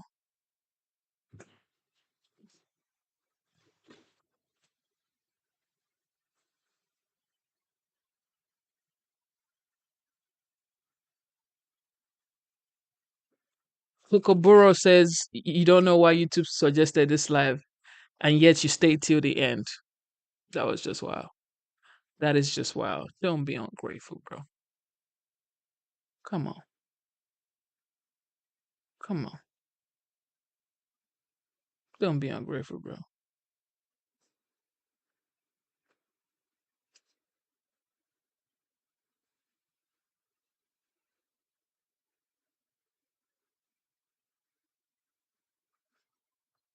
Or should we keep going? Let me know. Should we keep going or just end it right here?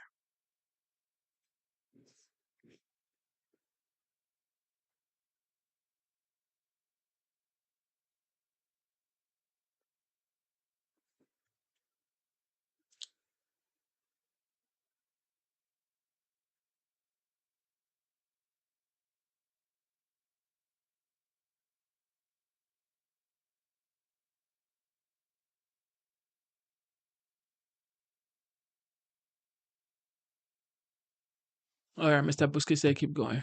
Led it, and the UN Relief and Works Agency, which both funnel money directly to Hamas. She's the one that led it. And then you vote for her. I don't you got to talk to your friends, talk to your people. Ziggy, please. No, do you understand? Ziggy understands. She can't even believe it. But these are the people that give her money, and she's giving money to Hamas, Hezbollah, all of them. She's the one that really pushed for it. She supported removing the Houthis from the list of terrorist organizations, and she got that list taken out. She's the one that really pushed it hard. And remember, 5 or 6 weeks ago, everyone thought she was a nothing. Now, all of a sudden, because she was the one, they were politically correct. You know, they did that only because they want to be politically correct, so nobody went and challenged her. All of a sudden, it's like she's the greatest ever. She's Margaret Thatcher, liberal version, right? Can you believe it? She was nothing 5 weeks ago. She was the worst vice president ever. She was the worst border czar in history. Now she says, I wasn't the border czar, but she was in charge of the border. She did a horrible job. But a group whose motto includes the words death to America, death to Israel, and a curse on all Jews. That's what their motto is. Most egregiously of all, Kamala Harris and Joe Biden, who doesn't know he's alive, by the way, delivered over $100 billion in sanction relief to Iran. They gave them a lot of money. They gave them $6 billion to a hostage. $6 billion. $6 billion. And it's unbelievable the amount of money they give for the. You know, when you do that, they're just going to keep kidnapping people, whether it's Russia or them or anybody else. Look what happened in Russia. We got a basketball player. They got the greatest reign of terror. This is the man, the Prince of Death, right? They call him the Prince of Death, Ziggy, right? He's the greatest arms dealer in history, they say. This is what we got. They got him back. I wonder what they're doing with him. Unsurprisingly, Iran is now trying to tilt the election in Kamala's favor very strongly. They're openly fighting for it. Kamala Harris is the candidate of the forces who want to destroy Western civilization, but most particularly Israel and Jewish people. And I'm the candidate of those who want to defend Western civilization, defend Israel, and defend the United States of America. Right?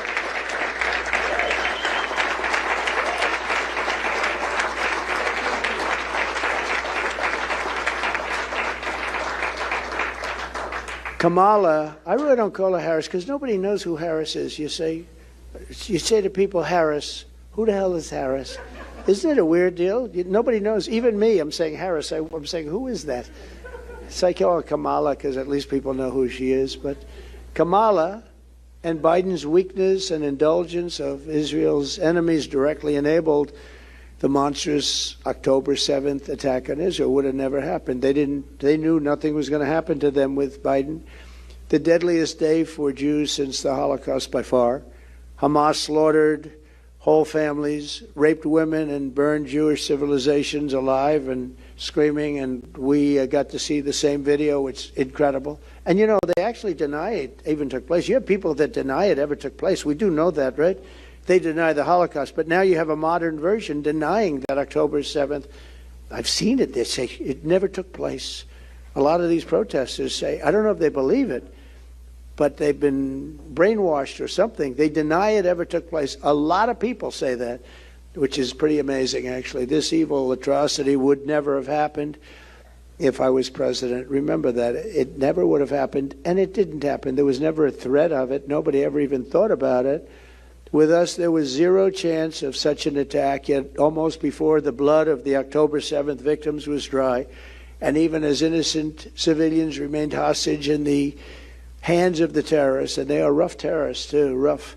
Kamala Harris and Joe Biden began to betray Israel in an effort to appease the Hamas caucus and the radical Democrat Party.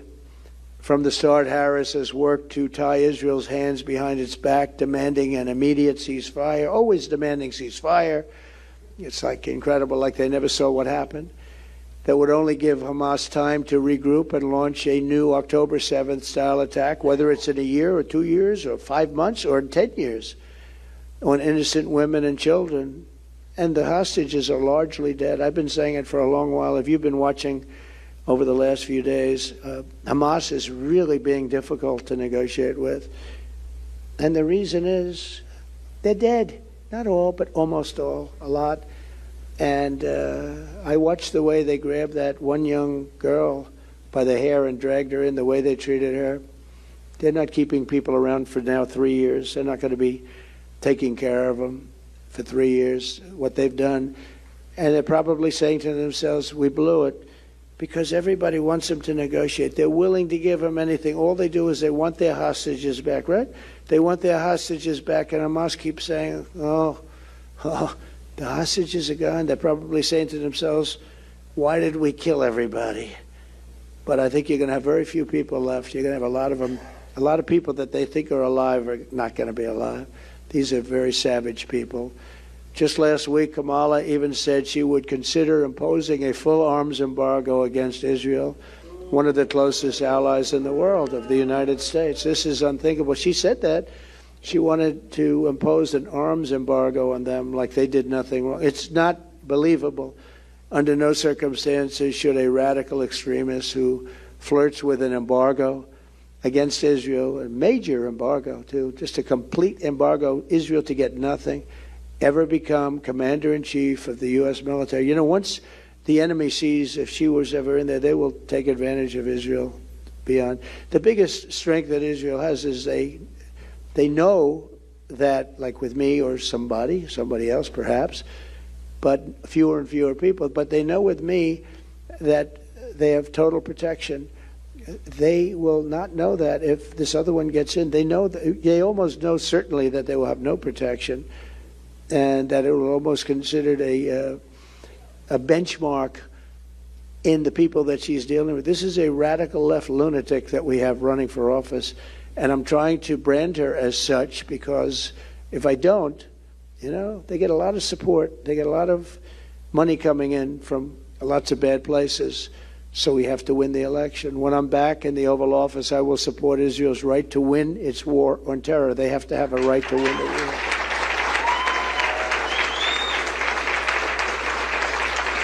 Thank you. Trump, how would you negotiate with Netanyahu and also Hamas in order to get the hostages out and prevent the killing of more ever? This right here was the funniest ever. Who watched the debate? This was way too funny. Civilians in Gaza? If I were president, it would have never started. If I were president, Russia would have never, ever, I know Putin very well, he would have never, and there was no threat of it either, by the way, for 4 years, have gone into Ukraine and killed millions of people when you add it up, far worse than people understand what's going on over there. But when she mentions about Israel, all of a sudden, she hates Israel. She wouldn't even meet with Netanyahu when he went to Congress to make a very important speech. She refused to be there because she was at a sorority party of hers. She wanted to go to the sorority party. She hates Israel. If she's president, I believe that Israel will not exist within 2 years from now. And I've been pretty good at predictions, and I hope I'm wrong about that one. She hates Israel. At the same time, in her own way, she hates the Arab population, because the whole place is going to get blown up Arabs, Jewish people, Israel. Israel will be gone. It would have never happened. Iran was broke under Donald Trump. Now Iran has $300 billion because they took off all the sanctions that I had. Iran had no money for Hamas or Hezbollah or any of the 28 different spheres of terror. And they are spheres of terror, horrible terror. They had no money. It was a big story, and you know it. You covered it very well, actually. They had no money for terror. They were broke. Now they're a rich nation. And now what they're doing is they're spreading that money around. Look at what's happening with the Houthis and Yemen. Look at what's going on in the Middle East. This would have never happened. I will get that settled and fast, and I'll get the war with Ukraine and Russia ended. If I'm president-elect, I'll get it done before even becoming president. Everybody, I figured you would listen to the whole song, but let's get down to business, right? Different spheres of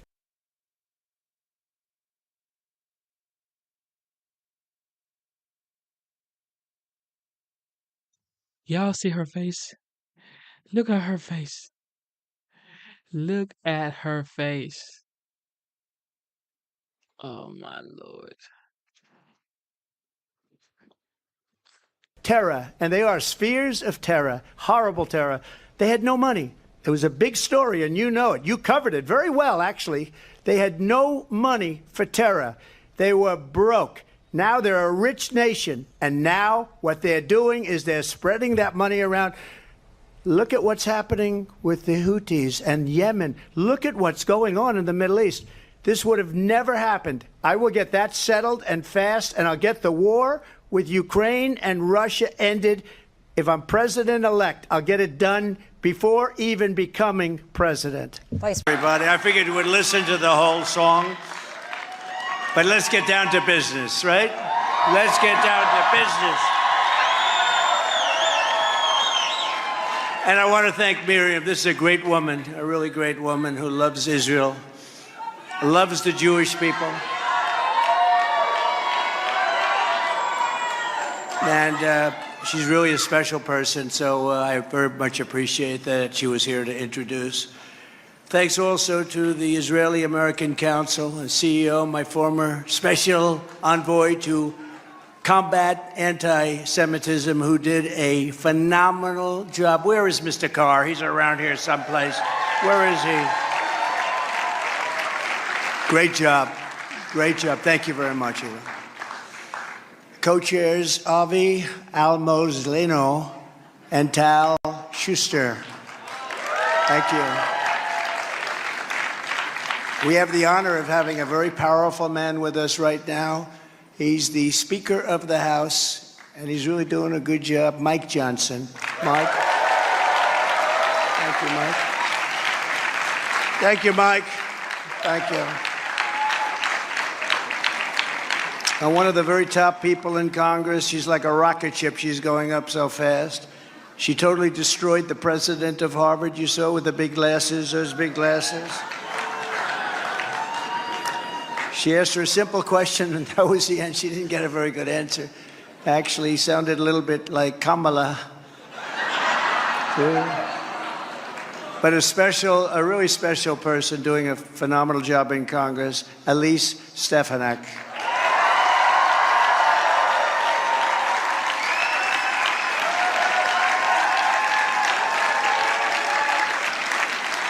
That's a pretty good hand. They jumped up. What was that all about, Elise? That's pretty impressive. Ambassador Michael Herzog. Thank you, Ambassador. Thank you very much. Thank you very much. A friend of mine, a great lawyer, and his beautiful wife is with him, Alan Dershowitz. That was very, very nice. Thank you, Alan. And many other very distinguished guests. I have so many that I can't call because we don't have enough time. We're on television, we're all over the place, and I'm supposed to be calling out names that nobody ever heard of, so we won't do that. But please know that we love you all, including congressmen and senators that are here. We have a lot of them. Thank you. Thank you very much. Before we begin, I just want to mention some polls that just came out. They just came out. Remember in the old days, I used to call the polls because the fake news would never do it. I said, if I don't do it, nobody else is going to do it. Highly respected Rasmussen poll, one of the most respected polls. According to the Rasmussen, just out a little while ago, we're leading by 8 points, 52 to 44. 8 points, it's good. And they were that's national, and they were very accurate the last time, so a lot of respect for Rasmussen. And they also have us up 11 with independents. That's pretty good. The Emerson poll came out, another good one, highly respected. We're up in Arizona, we're up in Wisconsin, we're up in Pennsylvania, 3 states say there. Oh, I don't believe this, I don't believe it. Even the New York Times has us way up in the Midwest. Can you believe that? Oh, that was painful for them to say. We're 9 up in the Midwest, that's very good. And the Atlanta Journal-Constitution has us 3 up in Georgia, that's good, that's good. And CNN, can you believe this, has us? They did Arizona, 5 up in Arizona, so we're doing well. Daily Express, we're 5 up nationally, in the battleground states.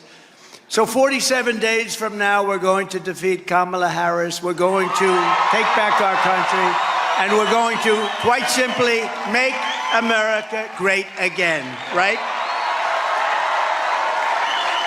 We're gathered tonight to talk about the sacred bond between the United States and Israel, and it's a bond that's in serious trouble. There's never been anything like it.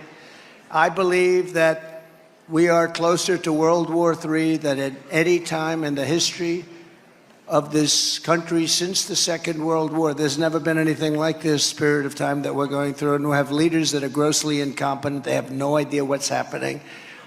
In less than 3 weeks, we will mark the 1-year anniversary of the deadliest attack on the Jewish people since the Holocaust.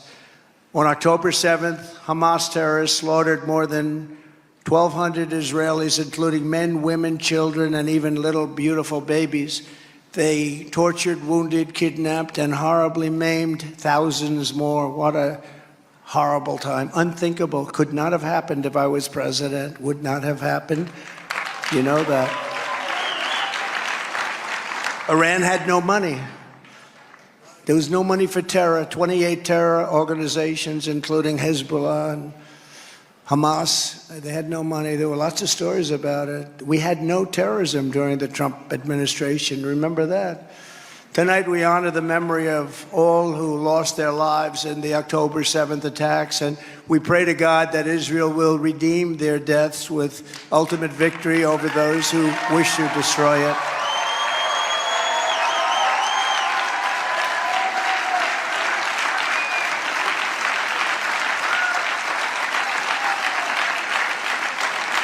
And we're honored, thank you very much, and we're honored to be joined this evening by several of the victims of the October 7th attack, that horrible, horrible day. Former Hamas hostage Andrei Kozlov, who was recused. Andrei was rescued by the IDF after 8 months of very horrible captivity. I can imagine. Where's Andrei? Is Andrei here someplace? Yes? Yes. Come on up here, Andrei.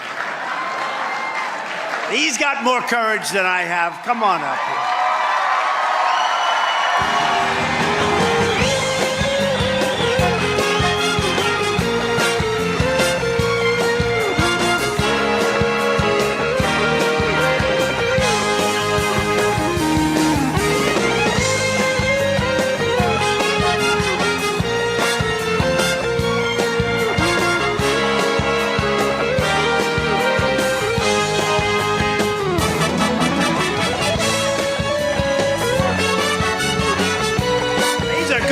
Guy. I just said, do you want to say something? And he wasn't exactly sure. Say something, Andrei. I'm a little bit shy. I'm close to Trump, like I'm shy. What can I say? Thank you so much for this careness, and I really appreciate endlessly. Really, thank you. Well done. We'll see you, man. Congratulations. Thank you You so look much. beautiful. Thank you so much. He's a good-looking guy.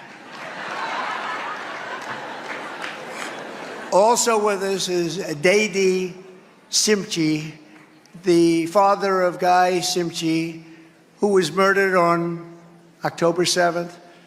And I will tell you, that was just a horrible thing, and I've said hello. Could you please stand up? What a great gentleman to suffer like he's suffered.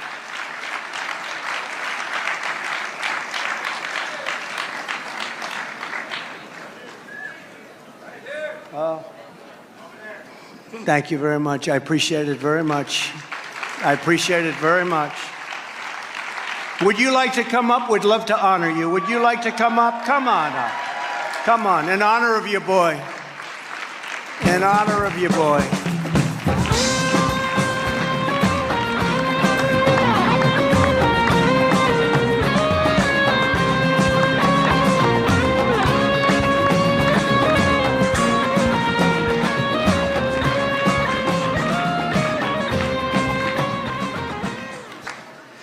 Thank you very much. I very, very appreciated what you are doing for Israel, what you did, and what you will done. I hope for. Thank you. Thank you very much. Great man. What they've had to endure. Also with us are the parents of several of the current hostages, and hopefully we're going to be getting them back very, very soon. Very, very soon. Thank you all for being here. Thank you very, very much. What you're going through is very hard to even understand how it could have happened in the first place. I'd like to ask you just to stand for a second, please, in honor of what we're all here for, because we're going to get them out. They're going to come out. Thank you all very much. That's a great group of people, and that's a lot of people, too. We're going to get them out. We're going to get them out. Thank you.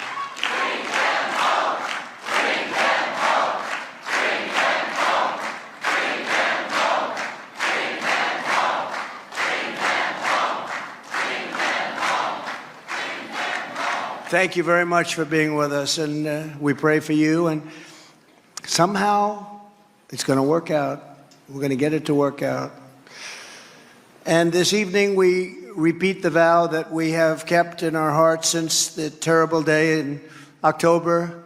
Never again, never again. This should never have ever happened. This should never have happened. Should never have happened. Weak leadership in the United States allowed this to happen, and it should never have happened. It would never have happened. It's so sad to see. 1 year after the horrific massacre, we are instead threatened with a different future, one in which October 7th happens again and again. We have to recognize it again and again. I'm here tonight to deliver an urgent warning to Jewish Americans and to every friend of Israel all around the world. And you have so many Christian friends. They love Israel. So important. I have so many Christian friends, and you know, when I first started running, I will tell you a story. Maybe I shouldn't, but I will.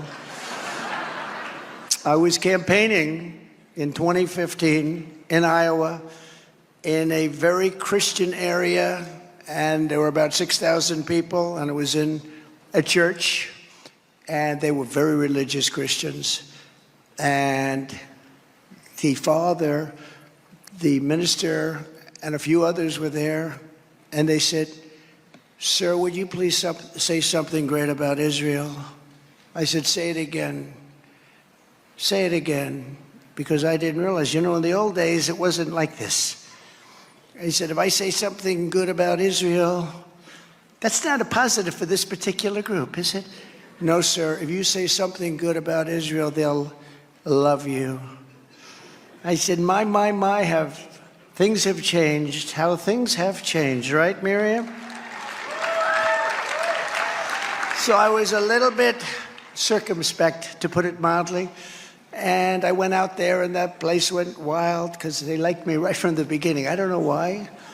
A lot of people have bad taste, I guess. but they liked me right from the beginning.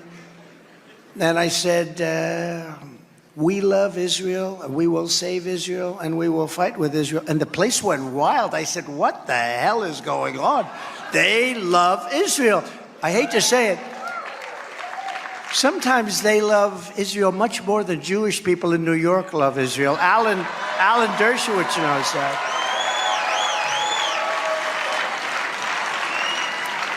They really do. It's an amazing thing, and that's when it really started, and it was incredible. But you have Christians and evangelical Christians, they love Israel so much, and it's great to see that. It's great to see it. If we continue down our current path with 4 more years of Kamala, and I don't say Harris because when I say Harris, nobody knows who the hell I'm talking about. I just said it to another group. You know, Miriam has me working hard here. I have this group, that group, but this is the big one, right, Miriam? This is the big one. But don't worry, I said that to the last group also. No, she's got me working hard. But it's sort of interesting when you look at what we're doing and how important a mission we're on. If we continue down our current path with 4 more years of Kamala, Israel will be faced not just with an attack, but with total annihilation. And I hate to say it so much. It's total annihilation. That's what you're talking about. You don't have a protector. You have a big protector in me. You don't have a protector on the other side. And I've said long and loud, anybody, and especially over the last few years, anybody who's Jewish and loves being Jewish and loves Israel is a fool if they vote for a Democrat. But beyond that, if they love Israel, anybody that votes for a Democrat or Kamala especially, because this is the worst ever. This is the worst you've ever had. This one makes Barack Hussein Obama look like he loved Israel by comparison. But you should have your head examined, because it will face an unceasing bloody war to obliterate the Jewish state and drive Jews out of the Holy Land. That's what they want to do. They want to drive Jews out of the Holy Land. And they are not forgiving people. You found that out on October 7th. By the way, when Trump was president, you had no problems, did you? None. You had no problems. You ever think of that? I wanted to tell Israel that numerous times during the presidency, but I didn't want to do that and then have something bad happen. But nothing bad was going to happen. They didn't have the money to prosecute the war. Nothing was going to happen. We had everything in check, beautifully in check. And by the way, Russia would have never attacked Ukraine either, just so you know. We wouldn't have had inflation. We wouldn't have had that horrible situation in Afghanistan, where we lost 13 great soldiers, where $85 billion worth of brand new, beautiful military equipment that I bought, beautiful stuff. I bought and they gave it away. Beautiful, beautiful stuff. And we wouldn't have that. We left American hostages behind. Remember that. All of that wouldn't have happened. Think of it. October 7th would have not happened. That wouldn't have happened. And we wouldn't have had inflation. It was started by a stupid oil policy and a spending policy. We would have never had inflation, which has destroyed many families. Let me spell out bluntly the danger of 4 more years of weakness in this White House. If Kamala is reelected, Iran will quickly obtain nuclear weapons. They're already about ready to do it, okay? And you know, they were so broke. And I'm not looking to hurt anybody, but they were broke. I had sanctions. Anybody that did any business with Iran could not do business with the United States. I told President Xi of China, if you do business with Iran, if you buy 1 barrel of oil from Iran, you're not doing any more business with the United States, and I'm going to put on tariffs of 200%. And China didn't buy anything.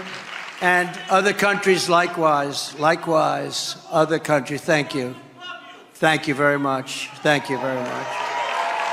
Thank you. And Iran was ready to do something. They were ready to make a deal. They weren't spending the money because they didn't have the money to spend. and you didn't have a single strike. You had nothing happen during this period of time. It was a beautiful time. Not a single strike. Thank you very much. Thank you.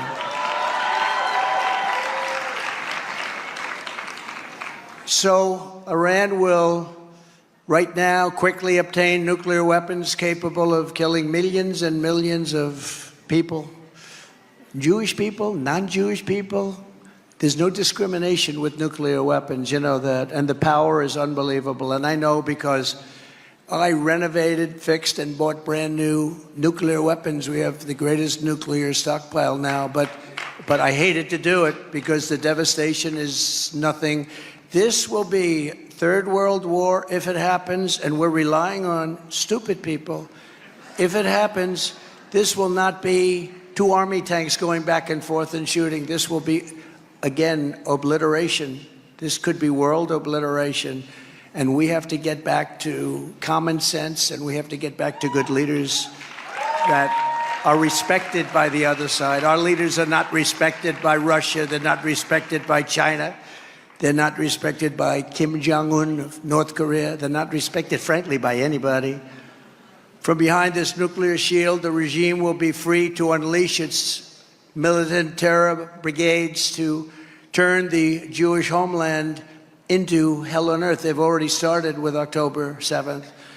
Rockets will rain down from above until the Iron Dome has been exhausted. You know, the Iron Dome's great, but when you send too many, there's not a thing it can do. It's exhausted. It becomes exhausted. They call it that. They want to exhaust, and they send up anything. They call it garbage into the air. Let them keep sending their missiles up, and eventually they don't have any missiles to protect, and that's when it begins. We can't do that. Terrorist death squads will conduct constant raids into Israeli territory from all sides, going door to door and torturing, raping, kidnapping, and massacring innocent civilians. This is what it is, and you know that better than anybody because you've just seen it. A year ago, Tel Aviv and Jerusalem will become unlivable war zones as suicide attacks grind life to a halt. So, as president, I would look at a map of the Middle East, and I'd see a massive, massive piece of land, and I'd see a little dot, just like this stage, and that, right at the top. This would be Israel. And I said to Miriam, I said to Sheldon, I said to friends of mine, how can such a big piece of land, I mean, how could this be possible where you have that little piece of land surrounded by massive numbers of people and soldiers, big armies. Iran has a big army.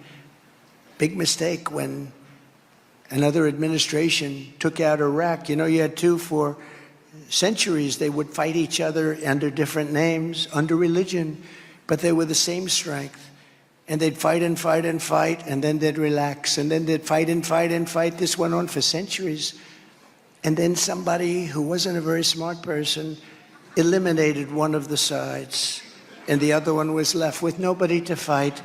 And now the other one basically has Iraq as a subsidiary. And Iraq is very rich, and so is Iran very rich. When I was there, Iran had no money. Now Iran has $350 billion, all made in 3.5 years. They took off the sanctions. But Iraq is like a subsidiary of Iran. Don't let anyone ever tell you. And Iraq has over $300 billion. So this is a very rich two nations, and they are essentially one, and they're getting closer and closer all the time. This is a nightmare that should have never happened. Iran, Hezbollah, Hamas, the Houthis, you see the Houthis all over? They've long dreamed of making all of this come true, and if Kamala Harris wins the election, her weakness and incompetence, she's grossly incompetent. Look, she can't do an interview, okay? And let me tell you, I won that debate by a lot. By a lot. You know, I walked off the stage, I said, man, did I beat her, even though I was against 3 people. I kept saying, I said, what are you doing here? And you know, the things I said were right. Like I said, we have massive increases in crime. And David Muir said, That's not true. The statistics show that crime is going down. Anybody in their right mind, take a look at what's happening from the border. That we have crime that's worse. I said, you're wrong on that. Crime is going down. Now let's go to the next one. I said, what the hell was that all about? I only have one regret, that I wanted to be elegant and I didn't want to attack the anchors, which would have been very easy to do. So I didn't attack them, but I should have attacked them because it was 3-on-1.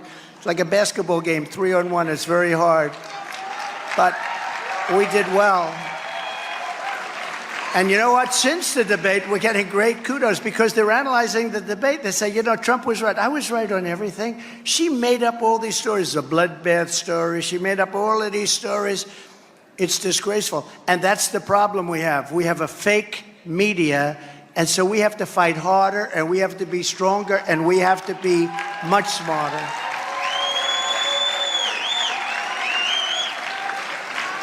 And by the way, Israel and Jewish people are attacked by the media that I can't even believe. The New York Times is controlled by a Jewish family.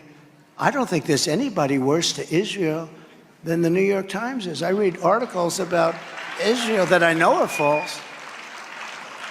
The New York Times and plenty of others. So my message today is very simple. If you want Israel to survive, you need Donald J. Trump as the 47th president of the United States. It's a very simple message. Very, very simple. Right? You.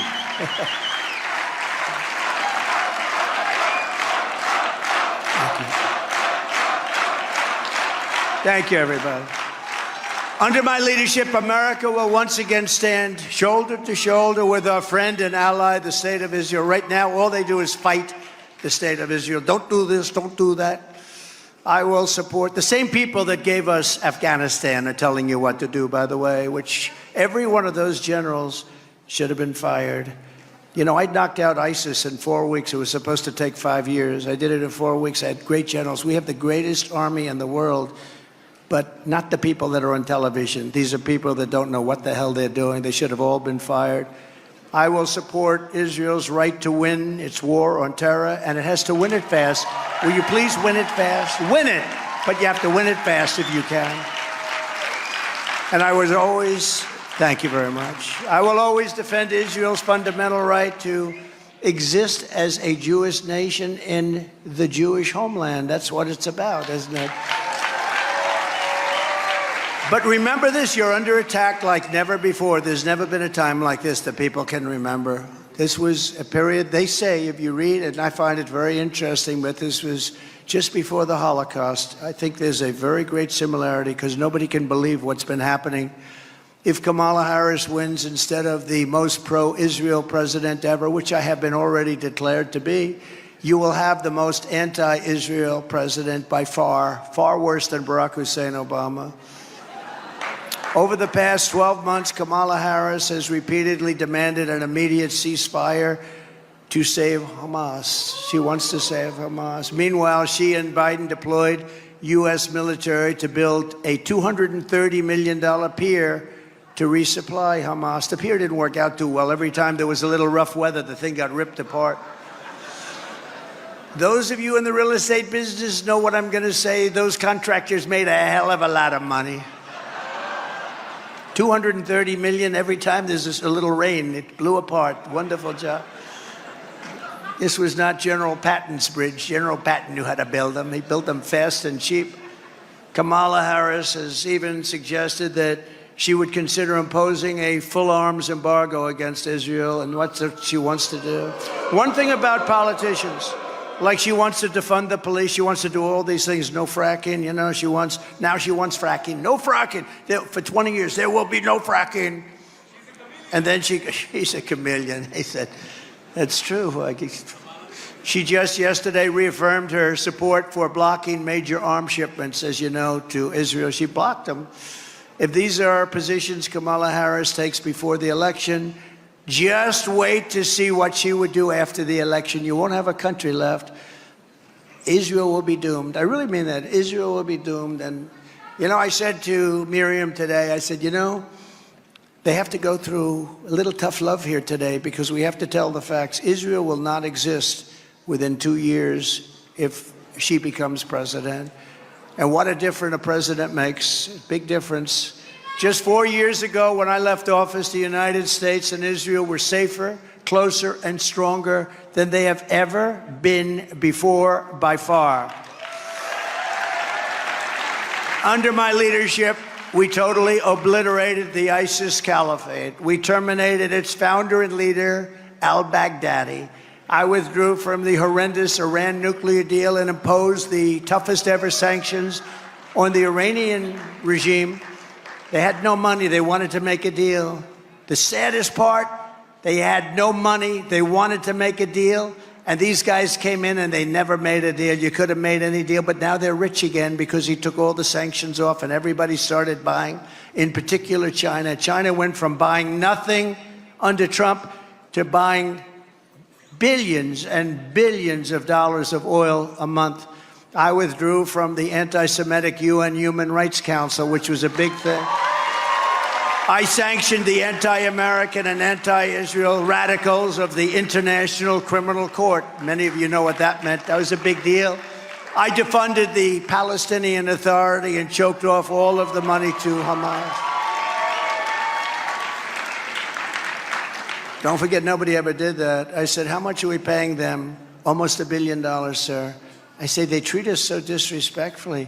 They say death to America, and we're giving them money. Why are we giving them money when they say death to America? So I said, how much money do we give them? Almost $1 billion. I said, tell them they're in default. You're not supposed to treat us that way when we give you money. Tell them that they won't be getting money anymore until such time as we make a deal. And I will tell you, we had them very, very close, and then we had an election that really hurt it, and too bad. But we did do the Abraham Accords and other things, but I would have even preferred to do this. We would have had something done. Just as I promised, I recognized Israel's eternal capital and opened the American embassy in Jerusalem. Jerusalem became the capital. I also recognized Israeli sovereignty over the Golan Heights. You know, Miriam and Sheldon would come into the White House probably almost more than anybody outside of people that work there. And they were always after, and as soon as I'd give them something, always for Israel. As soon as I'd give them something, they'd want something else. I said, give me a couple of weeks, will you please? But I gave them the Golan Heights, and they never even asked for it. You know, for 72 years, they've been trying to do the Golan Heights, right? And even Sheldon didn't have the nerve. But I said, you know what? I said to David Friedman, give me a quick lesson, like 5 minutes or less on the Golan Heights. And he did. And I said, let's do it. We got it done in about 15 minutes, right? 72 years. You know, for 72 years, it's true. Planes would fly in, fly out, fly in. In the old days, there weren't such nice planes. But they'd fly in every year. They'd have a meeting on the Golan Heights. They'd have lunch. They'd have dinner. They'd have this. They'd have that. They'd leave. Nothing would happen, right? And then one day, Trump came along, and it was done very quickly. 4 years ago, last Sunday, we signed the historic Abraham Accords. It's a big deal. And secured peace in the Middle East. That was peace in the Middle East, really. 4 very strong countries, and we would have had all of the countries signed. I'll even make, we would have had, in my opinion, I know this sounds ridiculous, I believe Iran even would have signed because of all of the benefits and all of the trade and all of the other things. I believe that, but we won't get a chance to see that because the 4 countries are still 4 countries. Within 6 months, we would have had just about all of the countries done. Biden and Kamala have done no countries into the Abraham. It's still there with the 4, but nothing's been added to it. It's a shame. But from the moment Kamala got to the White House, she and Crooked Joe took over historic successes and turned them into unprecedented failure and peril. You know that. Harris restored funding to the Palestinian organizations immediately, giving them billions and billions of dollars. And much of that money went directly to Hamas. Then Kamala and Joe Biden delivered over $100 billion in sanctions relief, all stuff that I held back. And I would have been very good. They would have been very happy. I wanted one thing from Iran, no nuclear weapon. I didn't want much. No nuclear weapon. And now they're very close to getting it, and you can't let that happen. They're very close to getting it. Here at home, Kamala's partnered, and she's partnered with anybody she can. You hear the things coming out of the administration. You hear what they're saying. But she pandered to the Hamas supporters and the anti-Semites in her own party. The things she says, it's not even believable. She said that radical anti-Israel demonstrators at college campuses were, quote, showing what human emotion should be. Oh, isn't that nice? I'm telling you, Israel has no chance. Jewish people that love Israel have no chance. As border czar, which she denies she ever was, but she was the border czar. But even if she wasn't, she was in charge of the border. So what difference does it make? She let in thousands and thousands of terrorists at our southern border. 21 million people, of which thousands of terrorists have poured in. When I was there, I let in almost none, almost none. They had a chart that was a very well-known chart. I liked it very much. It's probably my favorite chart of all time. Remember that? I looked to the right. Let me see that chart. I looked. It's my favorite chart of all time, but it showed the great numbers that we had. But one of the numbers that was released recently was that in 2019, one of my years, I don't believe this number, by the way. It was done by Homeland Security. I appreciate it, but I don't believe it. I had no terrorists coming into the United States. They had zero. Now we have thousands. So I don't believe the zero, but the number was very low. 10, 12, 5. How could it be zero? But they actually have zero. That I had zero terrorists. So we used to check it, but we had very little. Now we have thousands and thousands of terrorists pouring into our country. It's so sad, and only bad can happen. Only bad things are going to happen. She imported migrants from terrorist hotspots all over the world, and now we have armies of jihadist sympathizers brazenly marching through the streets of our cities. I've never seen anything like it. Where did they come from? How did they get here? Kamala Harris is the candidate of the forces that want to destroy Western civilization. The other day, in fact, it was yesterday, the FBI reported that Iran has spied on my campaign. I'm going to have to hire Alan Dershowitz. Only Alan Dershowitz could do. Iran has spied on my campaign. Think of this, and given the information to Kamala. What's that all about? That alone should get me elected. Think of it. Iran got the information from my campaign and gave it immediately to Kamala and the campaign apparatus over on the other side. I'm the candidate of those who want to defend Western civilization, defend Israel, and defend the United States of America. When I return to the White House, we will quickly restore stability in the Middle East, and we will return the world to peace. And remember the phrase, peace through strength. You know, I had no wars for 4 years. I remember crooked Hillary Clinton. Remember, she was up debating me, and she said, look, rhetoric. He's going to cause wars. I said, no, my rhetoric's going to keep us out of wars. And that's what happened. We had no war for 4 years, other than I finished off ISIS. No war. First time in 78 years, by the way, just to brag a little bit, because nobody else is going to say it if I don't. Israel will have the support it needs and the powerful ally that it deserves in the United States. Here at home, I will ban refugee resettlement from terror-infested areas like the Gaza Strip. We will restore the travel ban, some people call it the Trump travel ban, and keep the radical Islamic terrorists out of our country. That was upheld by the Supreme Court, and it really did work. Again, we had no terrorist attacks into the United States. Think of it. Now I'm talking United States, if that's okay. We had no terrorist attacks for 4 years. Nothing. Nothing. They knew, don't play games with us. And we will deport the foreign jihad sympathizers and Hamas supporters from our midst. We will get them out. If you hate America, if you want to eliminate Israel, we will throw you out of our country so rapidly your head will spin.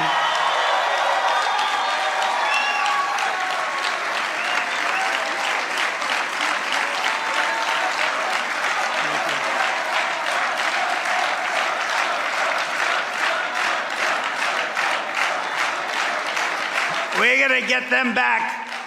We're going to get those beautiful kids in some cases, because they're always your children. You know, they'll say, oh, he said children. No, they're always your children. And some older people also, by the way, but we're going to get them back. We got to get them back. We can't let this happen again. So incredible that you're to make the trip, so many people. It makes me realize how important this is, Miriam, frankly, for so many people to make the trip. And there's nothing more important than what you're going through. And there's nothing more important than the people that you love. And it will be so beautiful to see it work out well. We got to make it work out well. Got to make it. And to confront the crisis of anti-Semitism at our universities, I will tell college presidents that they must end the anti-Semitic propaganda, or they will lose their accreditation and they will lose all federal support.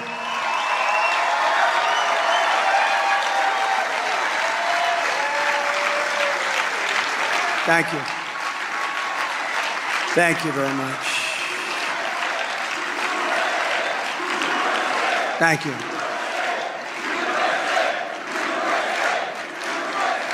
Thank you very much. This is the most important election in the history of the United States, and it's also the most important election in the history of Israel. Can you imagine that? A non-Israeli election is the single most important election that Israel will ever have. Isn't that something? With all I have done for Israel, I received only 24% of the vote. But I understood that. That was in 2016. And, you know, it's one of those things. I thought I'd do much better. I happen to have a Jewish daughter. I have a Jewish son-in-law. I have 3 Jewish grandchildren. I thought I'd do much better.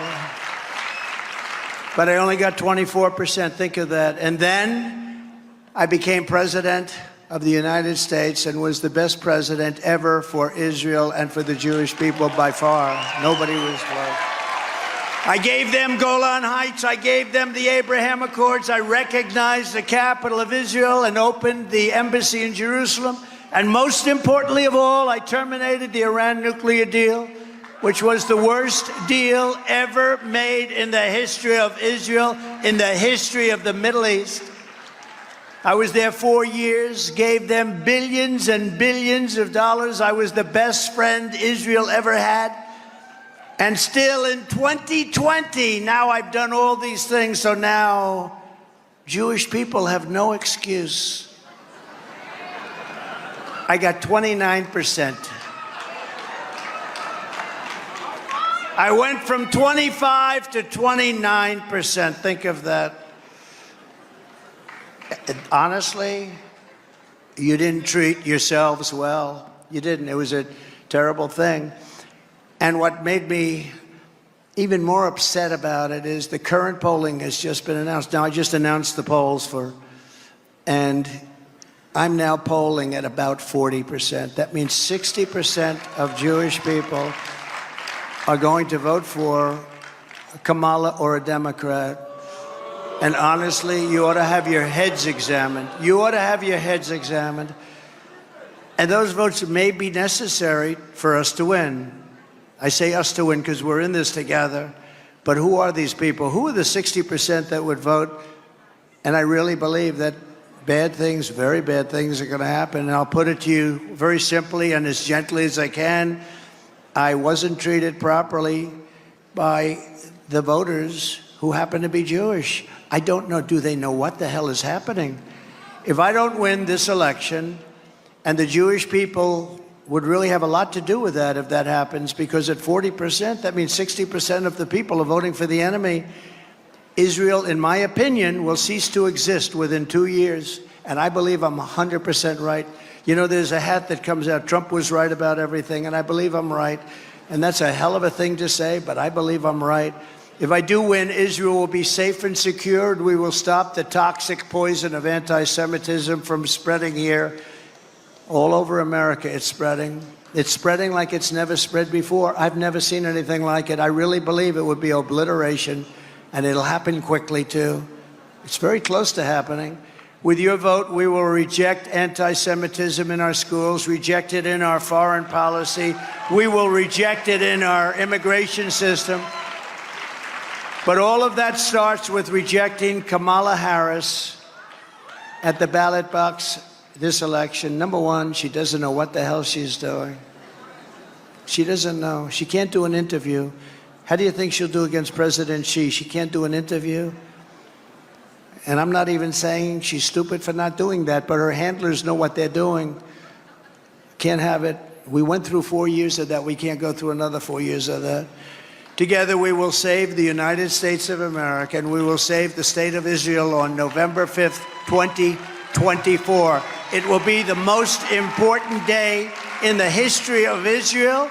It'll be the most important day in the history of the United States. Thank you very much, everybody. God bless you. God bless Israel. Thank you. I won, but I understood that.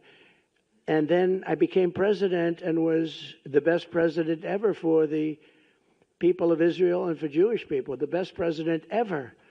And I did more for them than any president has, and probably any president can do or will do, other than the current situation that's coming up, because I have a feeling that maybe that's going to be more than anything that was even done in the past, if you want to know the truth, because I think Israel's in big trouble. But I gave them, as Miriam said, Golan Heights. I gave them the Abraham Accords, which is amazing. Nobody thought that was possible. 4 strong, powerful countries signed. Think of it. I would have had every country signed. I might have even had Iran signed, okay? As crazy as that sounds. You're kidding. You know that, Michael. I might have even had that. But we had peace in the Middle East. When I left, we had peace in the Middle East, but I had the Abraham Accords. And it was something that if Obama had done it, that would have been any prize, you named the prize, but they would have had every single prize ever devised by man. I did it. Nobody said a thing, and that's okay. I do the right thing. And I was helped a lot by Jared and a lot of other people that really understood what was going on. But I recognized the capital of Israel and opened the embassy in Jerusalem and got it built. Not just had it there. You know, the generals came in one of my days in office. They said, "Sir, could you sign this? What is it?" It said, "Order for $2 billion." Yes, y'all. So let me know what you guys think, because I see you, Mr. Busky. All right, with that being said, thank you for tuning in to the live stream. God bless you. Double tap your screen, subscribe to the channel. We've been watching this for what, 1 hour 45 minutes. We got 1 hour left. You want to keep going, or you want to just end it right here? Let me know. And Cooper says she loves the United States, but she doesn't want Trump to support Israel. Cooper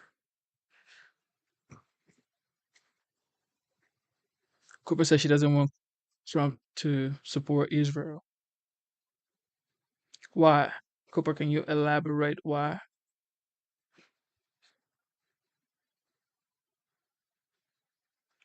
Let us know why in the chat, Cooper. $1 billion to be spent on a embassy that would have cost much more. I said, "Where's the land?" "We don't have it yet, sir, but we have a couple of terrible sites under negotiation." I'm good at real estate. These were bad locations in Jerusalem. I said, "Do we have anything? Let us look, sir." And they do. They had a site that was better than anything we had, a much better location, and we have it for nothing. So far, I'm doing a good job. Then I said, "Is there a building on it?" "Yes, there is, but it's not in use." I said, "Is it structurally sound?" "Oh, yes, very strong, very structurally sound." "Is it setback?" Because you want setbacks for embassies for things called bombs. "Yes, it's setback, and it's on high. It's one of the best locations." I said, "So we have it." So I dealt with David Friedman. I said, "David, how much would it cost to renovate the building? Give me a good price." And he came back and said $400,000. I said, "David, that's too low." This is the only time I've ever said this. Usually I say, "It's too high, cut them in half." This time I said, "That's crazy. From $2 billion, think of it, to $400,000. And I said, that's too low. We got to spend more. And we ended up spending a little bit more than that, very little. And a friend of mine has, a couple of you have heard this, Jerusalem stone in his office building. And every time I walk by the elevator bank, he says, look at this stone. It's Jerusalem stone, so expensive. And I said to him, very successful guy, very rich guy, and he was complaining about the price. It's Jerusalem. But every time, after 20 times, I said, don't tell me it's Jerusalem stone again. Right on the elevator bank, beautiful stone, Jerusalem stone. So I'm there, and I say, listen, by any chance, talking to one of the contractors, I said, you think you could use Jerusalem stone? Is it expensive? No, it's cheap as hell. We're in Jerusalem. And we built the whole building out of Jerusalem stone. And we did it very inexpensively, got it opened in about 4 or 5 months. You would still be talking about your $2 billion building, Ted. That building would be under talk for about 5 more years, and then they'd spend $5 billion, and it would look like hell. This building is better. You'll never do better. Someday they'll rip it down and do some monster. But I was very proud we got it built. And most importantly of all, in my opinion, because I asked, what's the best? Golan Heights, is it? Is it Jerusalem, the capital, moving the embassy and all of that? What is the best? What's the best? Is it the Abraham Accords? And some friends of mine that are very smart, no, not even close. The best thing you ever did for Israel is you terminated the Iran nuclear deal, which was the worst deal ever made for Israel or for any country. That was the best. That's true. That was more important. Remember, that was more important than any of the other things, of the many other things that we did. The problem is that Harris, Kamala, and Biden did absolutely nothing with it. You could have made after the election, which we had a very bad thing happen with that election. Think of it. If that election were proper, you wouldn't have had Russia attacking Ukraine. You wouldn't have had October 7th. Would have never happened because, as you know, Iran had no money at that time. None. Zero. Nothing. They had no money to fund. There were stories about it, that there was no money for terror.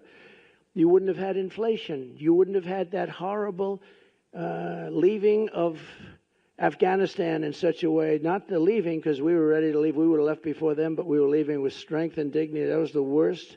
I think it was the lowest day, the most embarrassing day in the history of our country. Because of that, probably that's why Putin went in. He would have never gone in with me, though. But all of these things, and on top of everything else, I gave them more than $20 billion, Israel. And I said, when I did it, I said, I'm the best friend they ever had. And still, in 2020, so remember, I got 25%. Now I did all of these things, and I got 29%. Think of it. So I wasn't treated right. But it's not me that's been treated badly. It's Israel, because you can make a big difference in the vote. You're going to be a big factor in the vote. I will say places like Miami and different places were great. But honestly, I went from 25 to 29.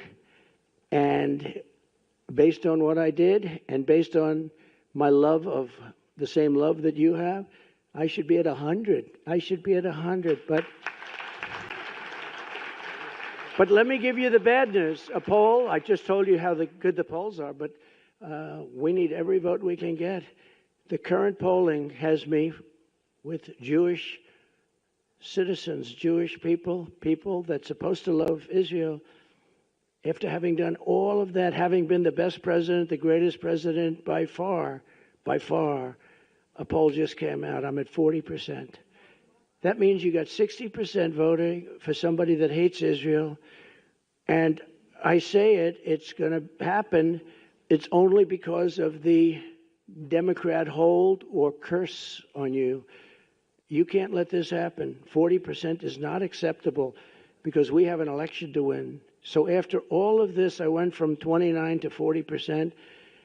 And people that are smart said to me, friend of mine, Jewish, friend of mine loves Israel, loves everything about your religion and about your country, your place. He said, I can't believe it's happening. It's sad. And he started to cry, actually. He started to cry. With all of this, and he's a tough cookie. I don't think he cried since he was a little tiny baby. Maybe then I don't think he cried. I don't think he cried then, Miriam. But I will put it to you very simply and gently. I really haven't been treated right, but you haven't been treated right because you're putting yourself in great danger, and the United States hasn't been treated right. So if I don't win this election, and I've been very good, you know, they say Trump's been right about everything. I've been right about a lot of things. Even Ted will admit that. I've been right about. Leaders yesterday at the UN General Assembly came together to call for. Okay, so let's come to the modern days. What happened yesterday and what happened yesterday, okay? We're gonna continue this in the morning, but I want us to finish that. We are 1 hour 51 minutes into it. We have about an hour 20 or 30, an hour 30 minutes left or something like that. Anyway, so I want us to see what's going on at the border right here.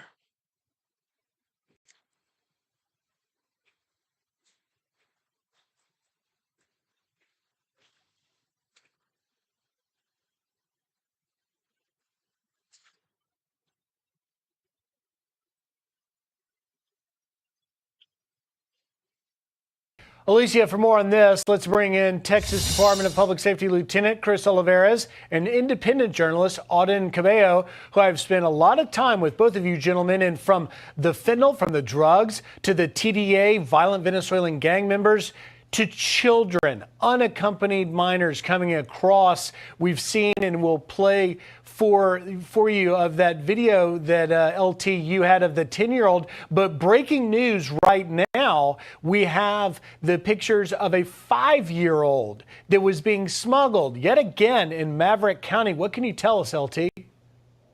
Well, Griff, first off, these unaccompanied children, these events that we're capturing is becoming all too common now. Just as you mentioned, I just received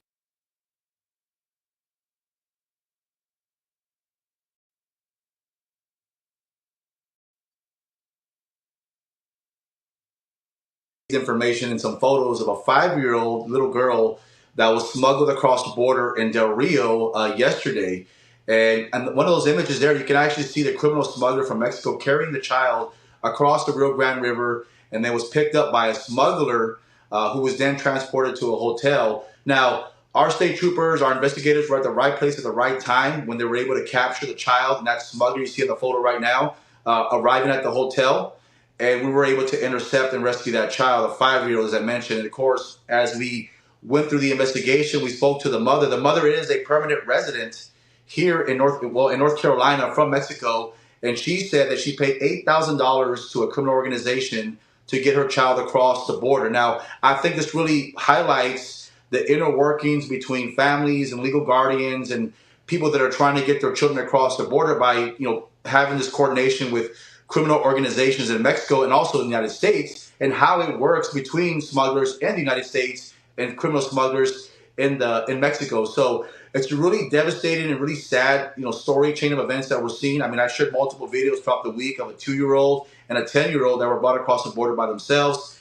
But it's becoming all too common now. And really, if it wasn't for our state troopers and our investigators being there, there's no telling what could have happened to this child, where she would have ended up if we weren't there in time to rescue her. And that's why many children are forced into labor or sex trafficking, because that is just the reality of the situation on the border right now when it involves unaccompanied children. A reality that is as heartbreaking as it can be. Auden, you spend time and reside in Piedras Negras across from Eagle Pass. You know it better than anybody. What can you tell us about this surge that appears to be happening and what you know is happening on the Mexican side? Well, as I've been reported, in southern Mexico, we've had at least 6 caravans that have departed the state of Chiapas. And the whole argument is whether these caravans will arrive to the U.S.-Mexico border. And the answer is no, because of a tactic well known in Mexico called Operación Hormiga, or ant operation. And basically, just as LT described, a lot of this is outsourced to criminal elements, organized crime, where they're crossing the migrants at remote areas. And you're not going to see them arrive all at once like we did with the Haitians when they all arrived by the busload in Acuña across from Del Rio. or by train, like we saw in Piedras Negras across from Eagle Pass. You're going to see this slow arrival, scattered of migrants that are being moved by criminal elements. And I think once Trump takes office, we're going to see more of it. And just when you thought that, Operation Lone Star was very effective and that, they're reaching the end point, I think it's going to be a lot more work for them, especially now that, like I said, that these families are outsourcing and also the corruption in Mexico, they're outsourcing all this criminal, the illegal crossings to the criminal elements in Mexico. For some reason, the 47th was the first, well, the 45th at the time was the first person to say Tren de Aragua. Tren de Aragua is now like a household name here because everybody's now saying Tren de Aragua are now spreading across the United States cities. But if you remember, the 45th was the first ones to say that this people are spreading across the United States, especially in Aurora, Colorado. That was the first time I heard Tren de Aragua. I never heard it. I only heard it first from the 45th, now the 47th president-elect. And for Cooper says the Palestinians were there since the 1500s officially, and those people in Israel today are Ashkenazis, Ashkenazis, not Canaanites. Man, one thing I got to tell y'all is Cooper is definitely knowledgeable. I told you were vast yesterday. You are definitely vast. Your knowledge is vast. That's why I said I would like to learn a lot from you because you really know a lot of stuff. And that's smart. That's like cool. LT, you have your hands full there in Del Rio and Eagle Pass. In fact, we can show you just yesterday in the last 24 hours, while numbers are lower, Eagle Pass is yet now back to being ground zero for crossings, more than 450 in that Del Rio sector, which encompasses Eagle Pass, but it's more than San Diego, more than Tucson right now, more than El Paso. LT, obviously you've doubled resources and you're seeing it there, but what is the plan going forward if this surge is coming, and how do you guys plan to handle it? Well, you brought up those stats, and actually I was going to mention those stats as of yesterday. The Del Rio sector. But this is the thing, right? Some people are going to support Israel. Some people are going to support the Palestinian people. However, this is the deal. Peace, okay? Whether you support the Palestinian people, whether you support the Israelites, look, peace is the main thing, because if there is peace, the people you support are going to be alive and well, and the people you don't support are also going to be alive and well. Regardless, everybody's going to leave to fight another day, but peace is like the number one thing ever. Like, without peace, what are we doing here? What is this? 200 plus illegal migrant cross border into Texas on Friday. Just Friday. Now is back, number one as far as all the sectors across the southwest border. And just one thing I want to touch on, Audit has been doing some great reporting as far as describing the complexities of Mexico and the United States and how these internal workings are related to illegal immigration and how these smaller groups are making their way to our southern border, which it's been consistent ever since the start of the year. So how we tackle that is we want to be proactive, regardless of the numbers, regardless of the fact that numbers are down, especially in Texas, over 86%, because I would credit that to our efforts. But nonetheless, we are still seeing smaller groups. And with those groups, you are seeing more unaccompanied children and also special interest aliens from adversarial countries. And what can we do to try to tackle that and try to prevent that? Well, we double down our resources. We ramp up our efforts. We reinforce areas along the border with razor wire, infrastructure, wherever we can actually have that ability as a state to do that. We'll continue to make those efforts possible. But again, as Audit mentioned, we're not out of the clear yet, and we could possibly see more of these smaller groups coming across the border, more children, more criminals that are going to try to be captured as that desperation level reaches an all-time high because of the fact that there's going to be a new administration. And I want to get, Auden, before we run out of time, your take on how is this all playing in the Mexican media on the southern side of our border with the reported phone call between Trump and Sheinbaum, and with the incoming border czar Tom Homan continuing to really speak about how they're going to go hard and fast on day one at shutting down the border? Yeah, so one thing that I've always said about Mexico is they're very duplicitous in their ways. Domestically, they'll say one thing, and that's what we saw with Mexican President Claudia Sheinbaum, where Cooper, you may be right because at the end of the day, it's like the British people like sort of kind of colonized the world.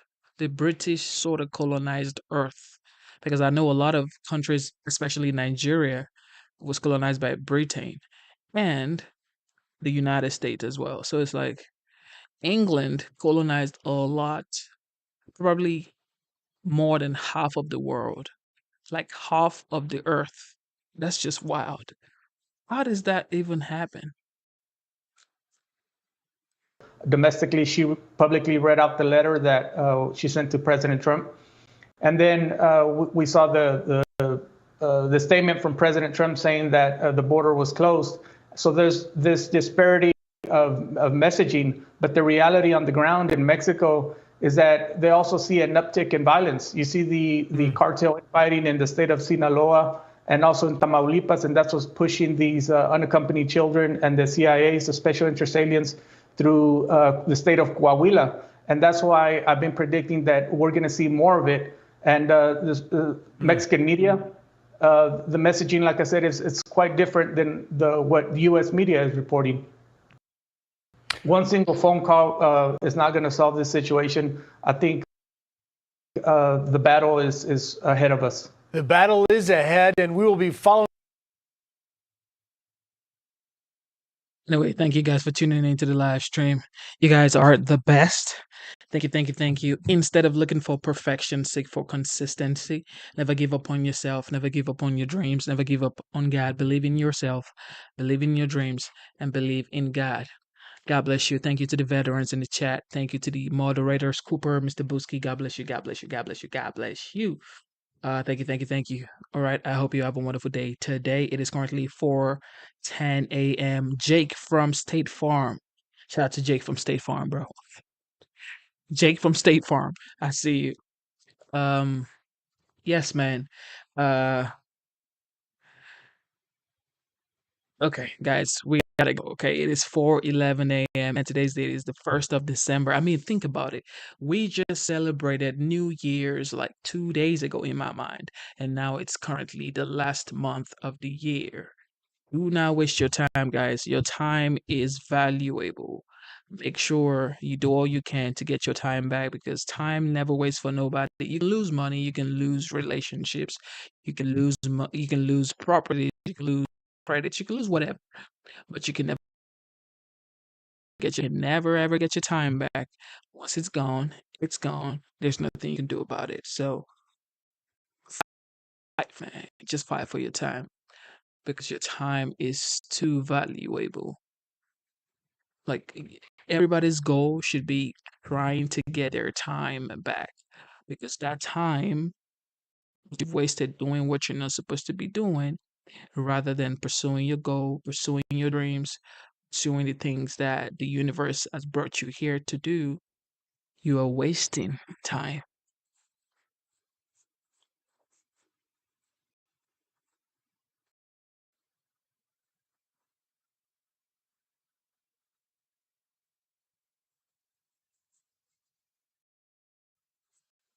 Okay?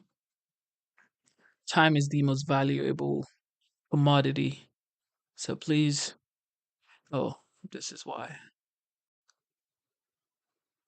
Stop wasting time, man. I'm so hopeless at this point, nothing worth living for. Salim Araya. Salim Araya says, I am so hopeless at this point, nothing worth living for. Let me tell you something, Salim. If you can type, you have something to live for. Okay? If you can type on the chat, you do have something to live for. So don't say you're so hopeless because there are people without shelter, there are people without their energy to use their arm, to use their legs, to even eat by themselves. There are people who are in the hospital right now getting a new kidney, getting a new liver, getting a new lung. You know what I mean? So getting a new pancreas. So it's like if you can type, you're on the internet. So you have something to live for. Just relax, take a deep breath, and I'm not trying to say, your um, inability to find satisfaction and joy is not relevant. That's not what I mean. I'm saying that there are people who have worse life than you can ever imagine. And if you think you're going through a lot of stuff, let me tell you something. People are going through crazy things. Crazy things. Like crazy things. Yesterday was Thanksgiving. Was it yesterday? No, sorry. 2 days ago was Thanksgiving. We spent Thanksgiving at the hospital. And it's like you're here saying that, you don't have something to live for. Salim, all you got to do is take a deep breath and think about the good things in your life. Okay, think about the good things in your life. Think about the people that make you happy. Like think about the things that makes you smile. Think about the things that bring joy into your heart because life is hard. I get it. Okay, life is hard, but you really don't know how hard life can be until you don't have your health, until you don't have shelter, until you have no love. So it's like, please don't say you don't have anything to live for. I promise you, if you think about it, you'll be able to count the things that bring joy into your heart. But life is very hard. I'm not gonna cap. I'm not even gonna cap.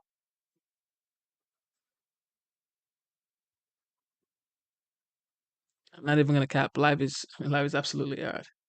But this is why I like hanging out with older people because I mean like older people like 60 years old and people who have actually enjoyed their lives because it's hard to actually find someone who enjoys themselves, who enjoy their lives because everybody's constantly thinking about bad, the ugly, and why they never achieved what they say they wanted to achieve and why they never lived a joyful life and happy life. So my advice is try to live your life. Okay. People are gonna have their reservations about you regardless of what you do. People will have reservations about you. You do good things, they're still gonna talk about you. You do bad things, they're still gonna talk about you, bro. So it's like, who cares? Okay. You are there, they will say you're not there. You're not there, they say you're there. So it's like, wait, what are you gonna do? Okay. What are you gonna do? So do you, be good, and don't s- don't be too hard on yourself. Don't be too hard on yourself. Okay.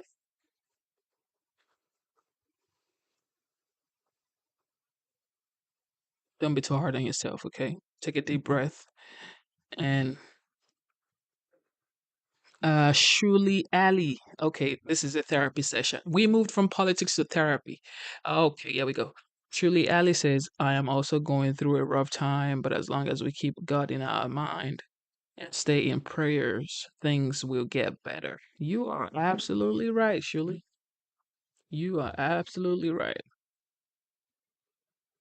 Julie, you are absolutely right.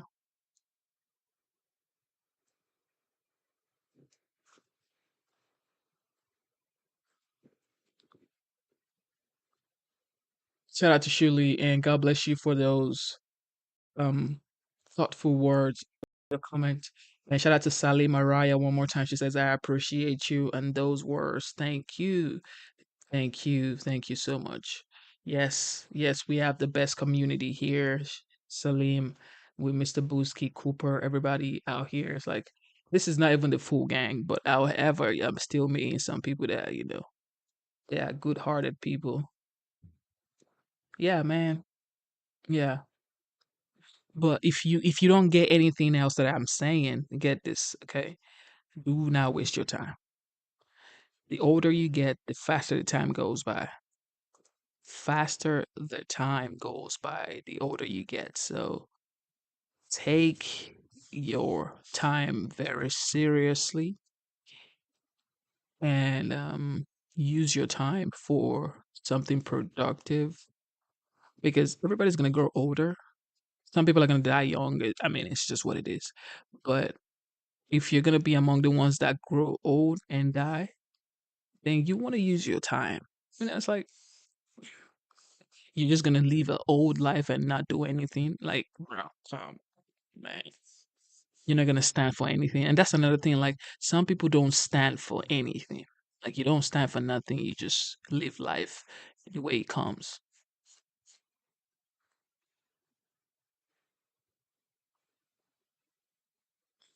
Stand for something. Use your time. Time. You can never overemphasize this. Time. Okay, time. Impact. Make sure you are impactful in people's life. Like, when you do leave this world, or leave your environment, or leave your society, or leave your city, or leave your country, people know that you were there, that you passed through that place, that you journeyed through that place. You know? Shuli, God bless you, Shuli. Shuli says, and make it a habit to count your blessings. The more you focus on the good, the smaller your troubles or issues becomes. You are absolutely right, Shuli. The bottom line, everything hinges on our choices. Being happy is a choice. Being happy is a choice. Absolutely, Shuli. Being happy is a choice. Being happy is a choice. It is absolutely a choice. And this is one thing I'll tell you guys, okay? First of all, Salim, how old are you? So I know what to tell you. Because it depends. Your age depends on what I'm gonna tell you right now, Salim. How old are you? Cooper says, I've been through depression and I learned it's not something that once present in my life. I could be doing something I enjoy for myself. That's what I'm saying, Cooper. Golly. Absolutely, Cooper. Cooper says New York is a depressing. Okay, New York is depressing to me, so that's why I left. Change of environment helps also. Cooper, you are right. One more time. Your environment is 50% of your problems. Your environment is 50% of your. I can say your environment is like 75% of your problem. Because if I place you in a place with stars and shining lights and joy and good vibes and good food, good air, good energy, positivity, your life is already going to be great for that day. And that's why people take vacations, okay? Because it's like you want to forget everything bad going on with you.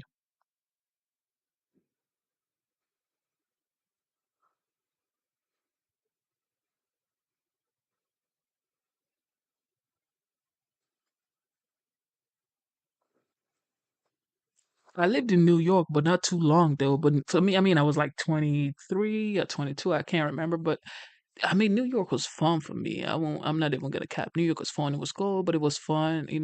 Just when you take on too much responsibilities too, that can cause depression. That can definitely cause depression. But according to Cooper, she says, so Cooper, why would you say you were depressed in New York? Was it just the fast life or the bills in New York? Or why would you say you were depressed in New York? Because a lot of people would say New York is a fun place for them. It's really rare for me to hear someone say New York is a depressing place.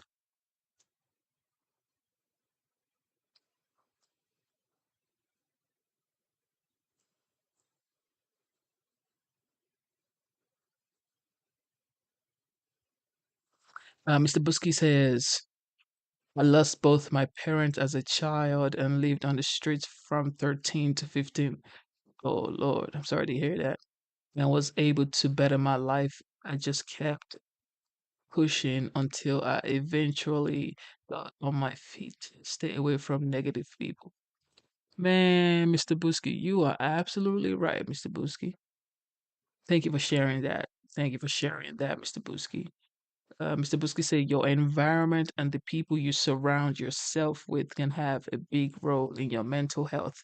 That is the crown right there, Mr. Busky.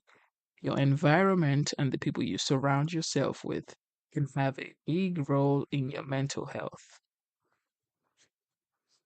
Salim says, such good advice. I need to move where it's to move somewhere. It's so sad. Salim, where are you at? Are you in the United States? What country are you at? Shirley says, I live in the Netherlands. Things aren't hunky dory over here either, but it's whole lot better than other places. I'm just recovering from a bad breakup while I'm still in love with my ex. Okay. That's another, like, that right there is on another level. When it comes to breakups and exes and all that stuff, that's that's really complicated. That's complicated when it comes to love stories. Love stories are complicated stories. And no matter what anybody tells you, your heart tells you something different. Um,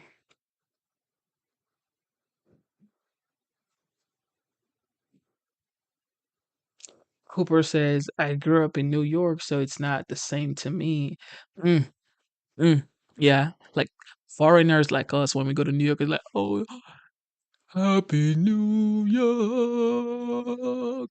I did the bunny wiggle later. There's nothing you can't do. Because we're foreigners. But man, but you grew up in New York, so it's the same thing. It's the same to you. Okay. Hooper says I grew up in New York, so it's the same to me. I did everything you can think of. The culture changed. I just hate it. Life, peace, and too many crazy people on the street of New York now.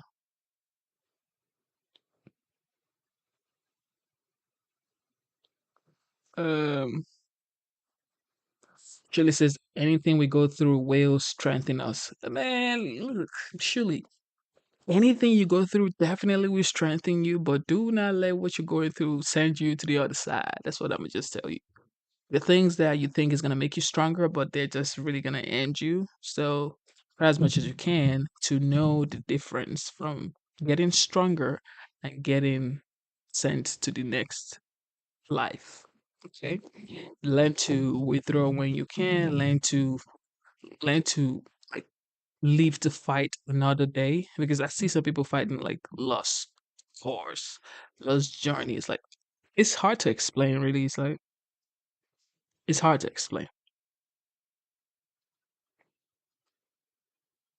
Cooper says, "Surely I still love my ex too, and I don't usually love anyone that much." Ah, Cooper. Yeah, we need to do. Yeah, look, Cooper. I think we should do like late night special. This is gonna be like so cool. Julie said, I still love my ex too, and I don't usually love anyone that much. Man, Cooper. Cooper, how many kids do you have? You got kids? Mr. Busky said, exactly sure. So, Mr. Busky, you too, you love.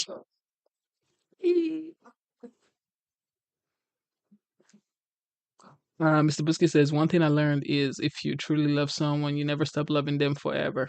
You were right about that part. They have a piece of you, but you always have to work for a better future without them if they can't be there for you. That's coming from a definitely experienced man right there, Mr. Busky. Mr. Busky said, when you're at your worst, they shouldn't be there when you're at your best. That's tricky. That's tricky, Mr. Busky. Cooper says she has one child. Was that from your ex or from the new love? Because I mean, if it's from your ex, then you're still gonna be connected.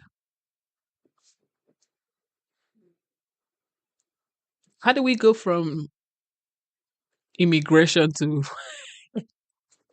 how we go from immigration to talking about therapy, right? Shirley says, Cooper, this is the only. Yeah, we go. This is the only man I ever loved. We've been in each other's lives for 11 years. Met when I was 21 and I'm 32 now. See, from 20s and early 30s, those are confusing times. I'm not gonna even cap. See, when I was 21 and 32 now, my mind state is what meant. Wait. My mind state is what's meant to be will be, and if not, I'm grateful for 11. Oh,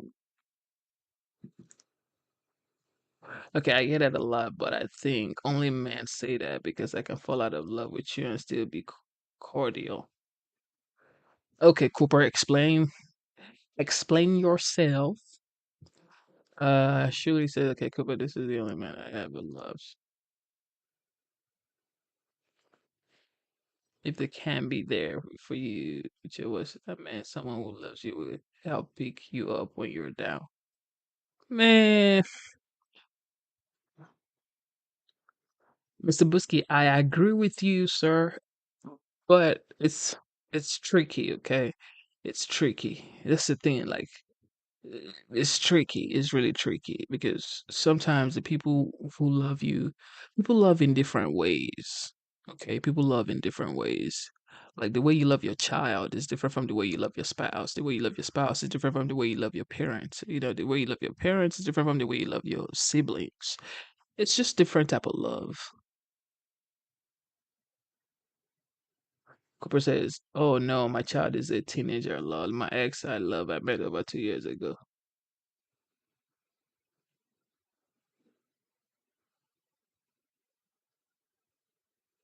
So, wow, your child is a teenager. Wow. My ex I love I met over 2 years ago. Hmm. And this is another thing I just want to, I just want to throw out there. Sometimes we're down and we meet someone and then you fall in love and it's like, oh, you're in love. And you may not be in love. It may just be the times. But that's not to say you don't love your ex. I'm not talking about you, Cooper. Okay, I'm just saying sometimes you're down, you meet someone that become very compassionate, and then you sort of think that's like that's it. Sometimes it's not. Cooper says it just means because I loved you last year don't mean I love you this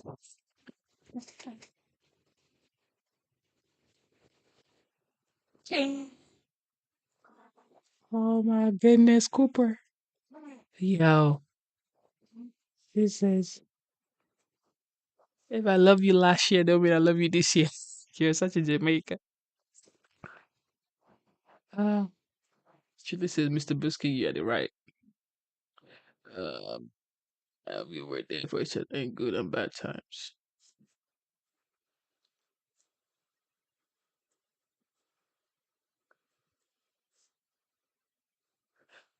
Hmm. This is fun.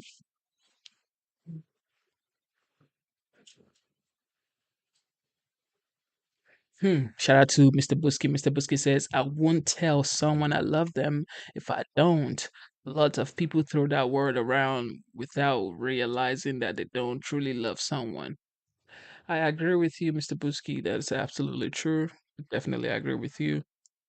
Um,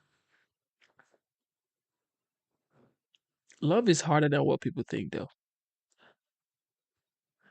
Love is too hard, really. Like, if you really wanna talk about love, love is absolutely hard. Y'all think love is like, oh, sweet. Love ain't sweet like that. It's like love is like life. Okay, life is hard, people. Just how love is. Life is hard, and same thing with love. Love is hard too. So, better. I'll give you an advice. Don't love. Keep your love to yourself. Only love when it's very, very sure that you're gonna get the love in return. Cooper Amerindian says, I'll tell someone I love them. Cooper says, yes, it was opposite. We met when, okay, Cooper said it was opposite. We met when I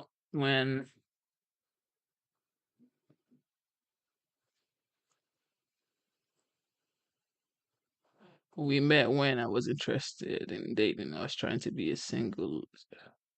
Oh, I get you. Yes, that's what happens. Okay, when you're not expecting, that's when you get it. When you're expecting, you never get it.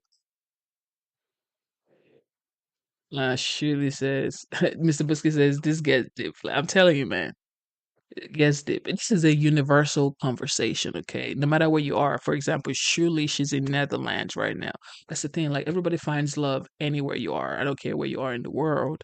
Love is a universal language. It's the same thing with money. Money is a universal language. Kindness, compassion, those universal language.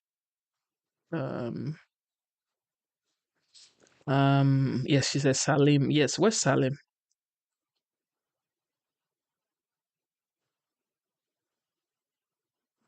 Okay, but it's almost definitely worthy. No, love is a blessing and a curse. Julie says life is a blessing and a curse. Of course, just like life.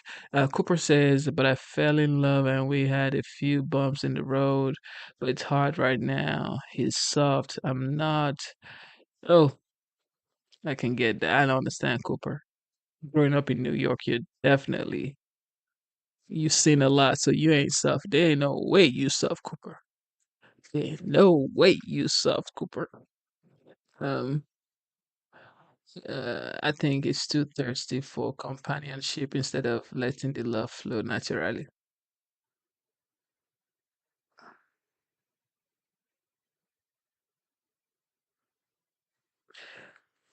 Cooper says he's thirsty for companionship.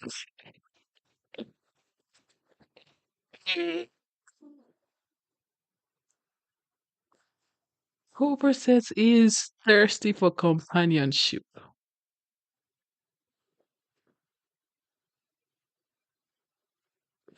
Cooper says, and he moves to my country to be with me, but I travel a lot. Wait. Cooper, where are you right now? Are you back in Jamaica? Wait. You you in the Caribbeans right now?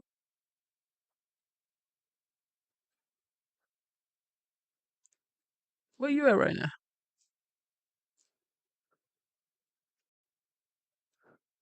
Salim definitely checked out.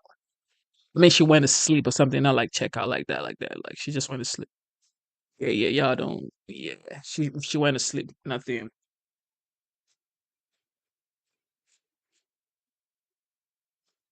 Yeah. Ah, guy, right now. Yeah, your name. Your name is actually the definition of what you just typed. Where it says you're gonna be matchmaker next. I mean, yeah, I mean, because we went from talking about Israel and the Palestinian people to Ukraine and Russia to the immigration system to Kash Patel, the Federal Bureau of Investigation director, and now we're talking about this. How did we get here? Yeah. Oh yeah. Cooper says Barbados. Oh yeah. So you moved from New York to Barbados. And that's your hometown. That's where but you were born in New York, but your parents are from Barbados, right?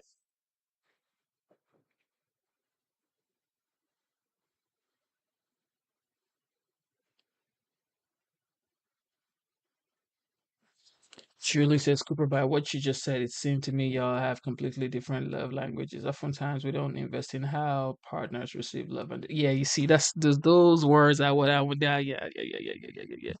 Shirley, I get it. I understand what you mean, but man, once you start going down that road, it's a disaster at the end of the day. I ain't gonna cap. All those languages, receiving love. Yeah, I'm sorry. Okay, it's just exhausting. It is exhausting.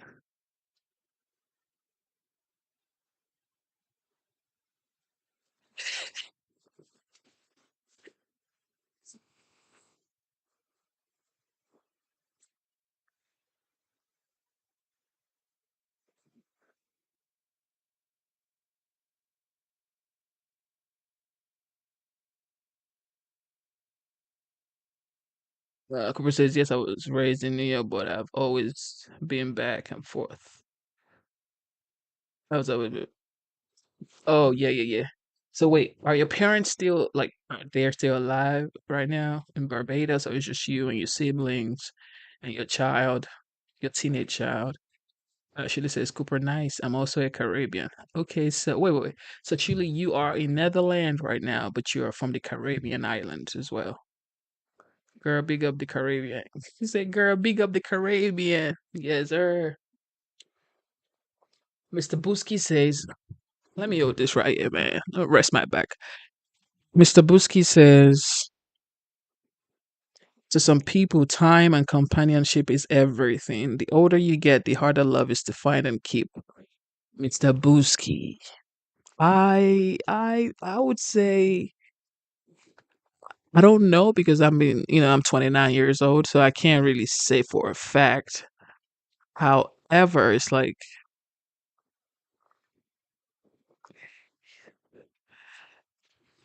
I feel like back in the day, it's hard to find people. These days, it's so easy because social media is now here. We just, like I met my wife on social media, so it's like it's so easy to find friends now. It's easy to find companionship. It's easy to find, it's easy to just find people to work with, whatever you're trying to find on online. For example, now we're talking here. You're from Netherlands. You're from the Caribbeans. Uh, what's her name? Cooper is in Barbados, and we're having a conversation right now. Back in the day, it's so hard to do this type of stuff, but now it's easy this time.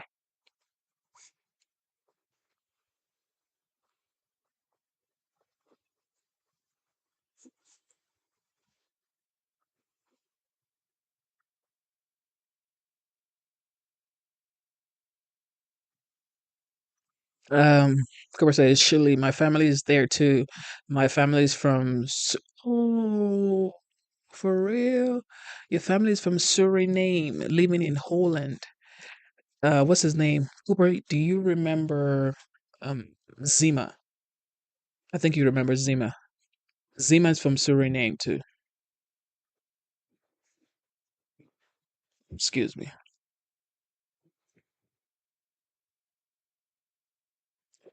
Karen says I am from Arizona. It's the same language here, and I am 58. Karen, do you have kids? Another American 91 says it's like we're gods almost. Yes, yes. Even the Bible says ye are gods. Okay, let me go find that chapter for you guys.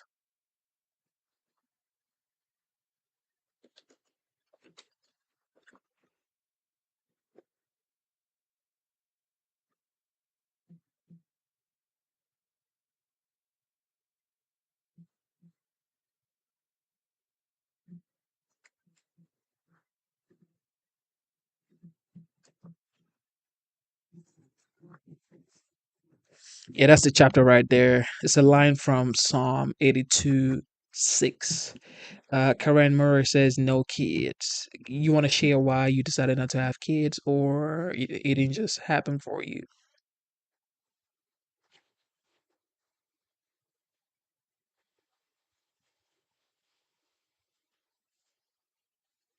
Oh, that's the language you speak, Sranang. Cooper speaks Yoruba too because Cooper always says Alafia. So she probably speaks more than two languages. Shirley says, yes, I was born here in the Netherlands. My mom is half Brazilian, half Antillean, and my father was Cuban. So you have the mixed genes for real, Shirley. Karen says wasn't planned. Yes, wasn't planned. That that right there, I could definitely take it because children are not something that you you know, just pop out. You have to actually plan. I have a 5-year-old daughter, so I definitely know how challenging that can be. I wouldn't advise anybody to just have kids. You better plan yourself right. And you don't have to, most people think they have to have kids, and that's something that is like indoctrination. You have to have kids. You know, you don't have to if you don't want to, but some of us want to have like five, six, seven, which is fine too. Everybody has their own philosophy in life. It's just what it is in life.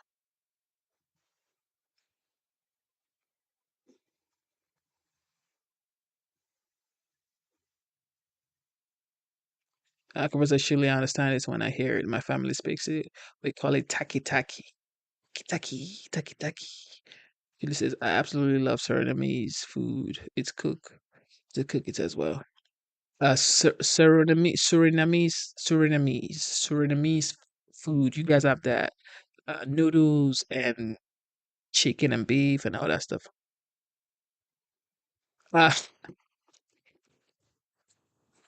Karen, Karen says, I love everyone else's. They're great. Yes. Because you have to drop them off at the end of the day. But when you don't have to drop them off, it's harder.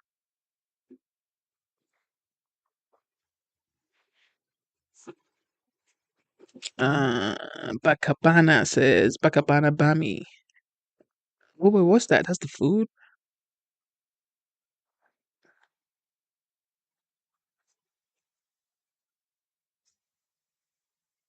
Bakabana Bami. And pepper gizzards is most favorite Suri food. Huh. Okay, so here we go. Here we go. Surinamese.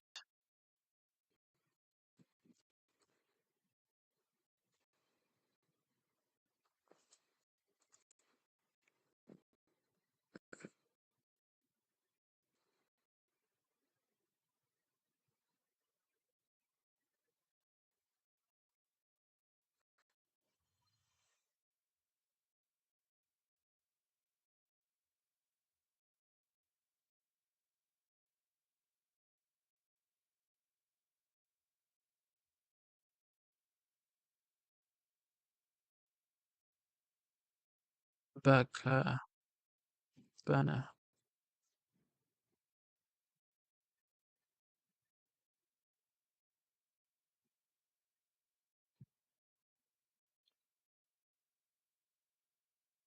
Jesus, what is this?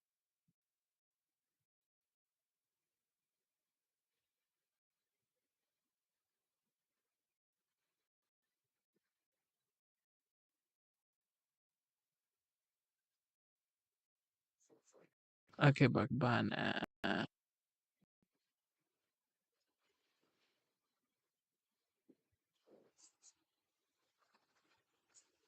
What is that?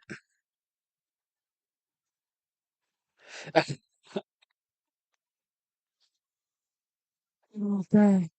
My family is straight from bush, lad. Bro, I am from Nigeria, so what? I'm not even gonna lie. My family is not straight from the bush because if I tell you I've never seen a snake, I've never seen none of that stuff. So, like when most people say, "Oh, Genesis, you're from Nigeria," it's man, I'm in the city, bro. I ain't never seen none of that.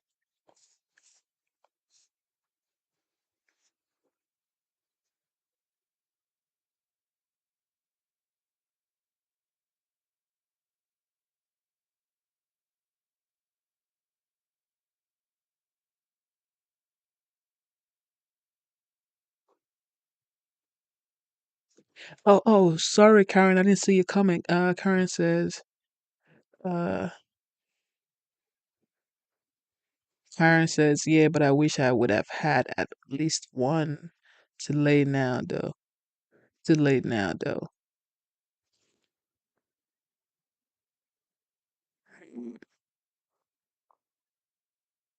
Is it something you really think about, or it's just like, I wish I would have had one, but it's fine. Is that something you really think about, or it's just like, man, I wish I would have, but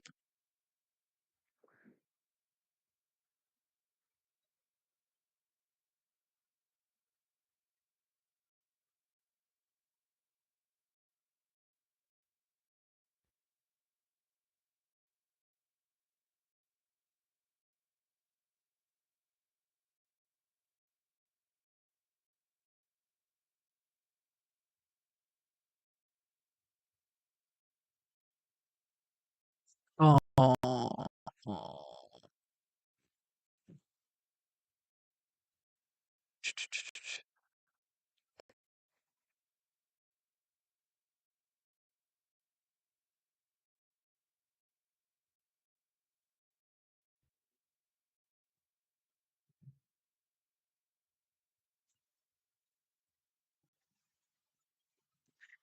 Just says all the time.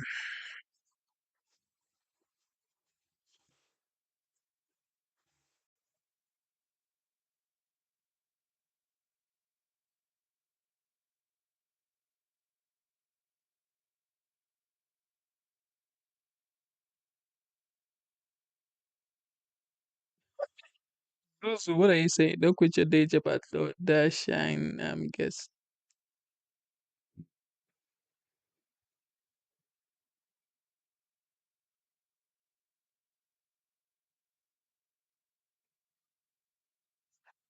Karen says my animals are spoiled. Wait. So you have, I'm sure you have cats though. Yeah, I'm sure you have cats and you have some dogs too.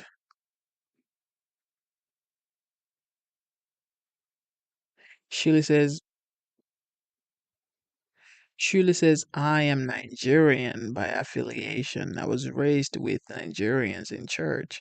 I love egusi soup with fufu, but when you make it, the smell lingers a couple of days.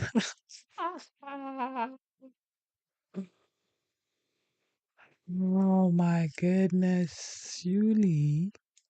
Yep, you're definitely right. Oh, Karen is the cat lady that JD Vance was talking about.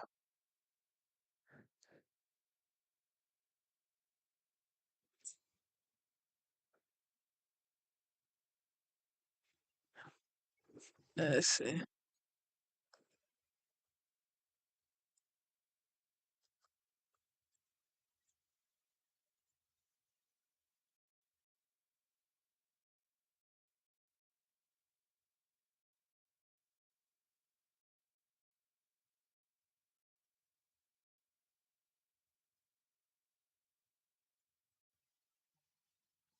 Mm. Julie says, I also have one cat. I see. She says, just cats. Cooper says, I lost my dog this year. It was royalty and it's broken my heart so bad. My same ex offered to buy me a new.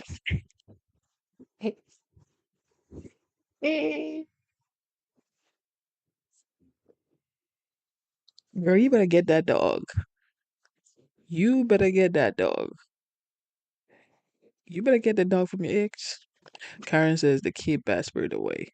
Hmm.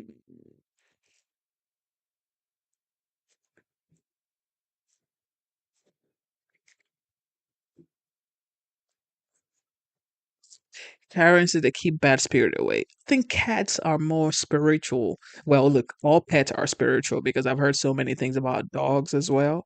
But cats are just on another level, especially black cats. They're on another level. In Nigeria, cats are like as a matter of fact, nobody keeps cats as pets in Nigeria. Only old people keep cats as pets. And by old people I mean like late 70s, early 80s. Call them the elders pets. They're for elders because they're like owl. The way owl are. That's how they are. Yes, for sure. As a matter of fact, we need to start speaking different languages, not just English up here. So Shirley says, so that means you speak Pidgin English, right? Where from Nigeria are you from? Tell us now, I beg. That's the thing, Shirley. Like when people talk on the live stream and they don't have profile picture, I need to like see a profile picture to know if you're actually like facts. But yeah.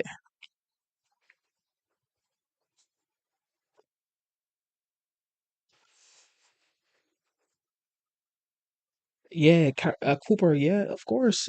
I mean, so I'm saying like here, everybody keeps cats as pets. Like they rub the cats. Like everybody's. I'm like, but culture is different. Back home, cats are like for elders, like elders. Like young folks are scared of cats. Like, man, that cat probably seen too many things in this world that I've seen. You better get your tail out of there. Mr. Busky said I'm a dog person too. I've had some pretty crazy cats.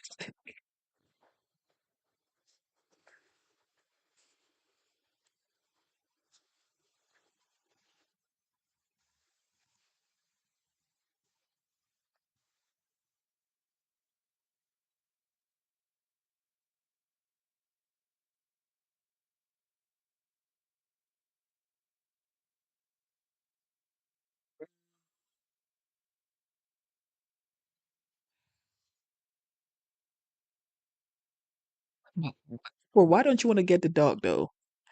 He offered to buy the dog, and you said no.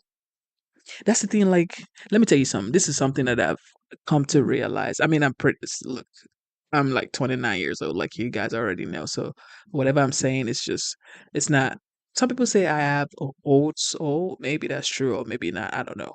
But the fact is, you never, ever, ever regret the things that you did. Most times, okay? You only regret the things you didn't do. Most times we rarely regret the things that we did. What we truly regret are the things we didn't do. Like if you left your family, you're not gonna regret leaving. What you regret is not calling them when your heart told you to call them.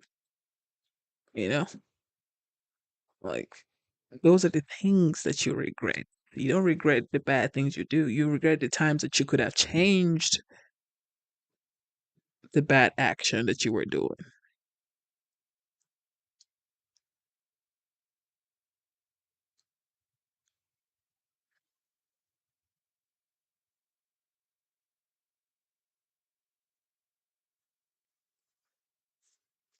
Cooper says a lot of people don't like cats.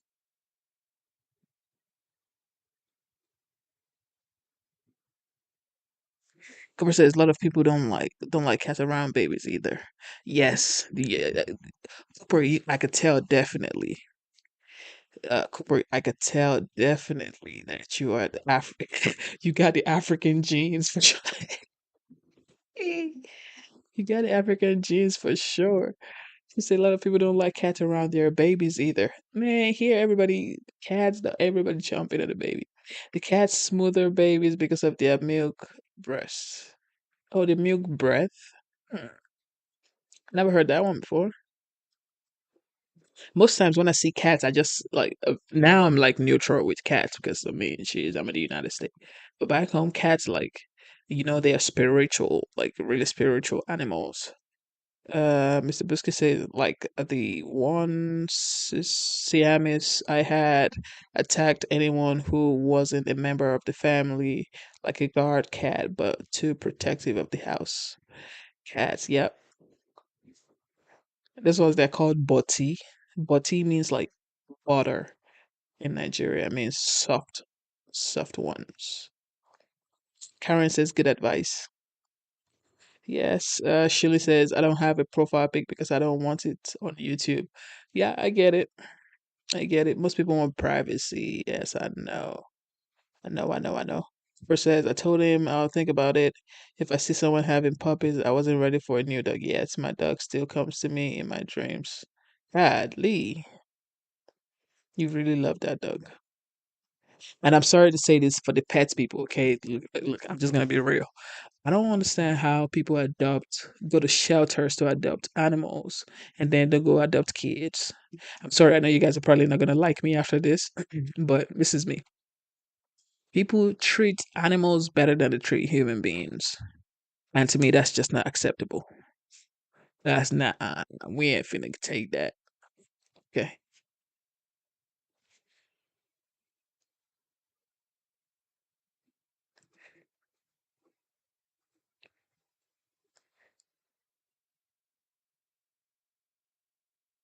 Cooper says Cooper is right.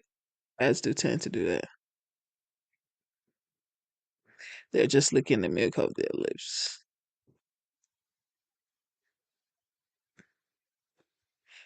Um,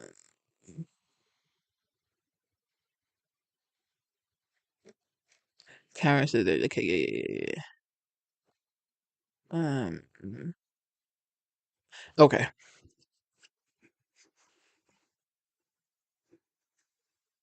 This is just my opinion, okay? It's like, and it's also like your culture really determines how you see animals too, though.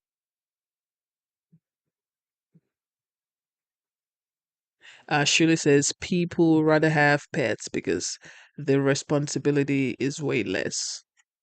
Yes, I get it, but like when I see dogs living large, when I see cats living large, I'm like, come on, bro. Why are you living large? You don't have to do all that. Okay, the kids I haven't eaten since 2 days ago. You need to get yourself out here.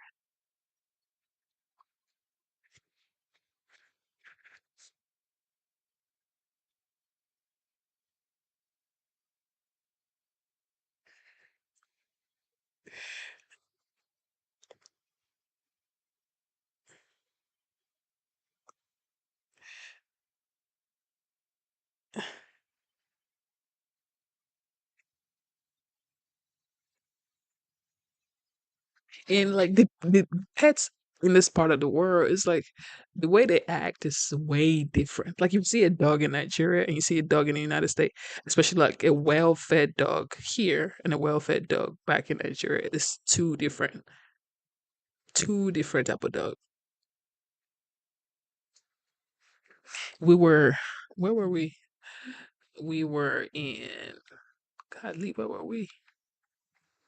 I took my daughter out yesterday.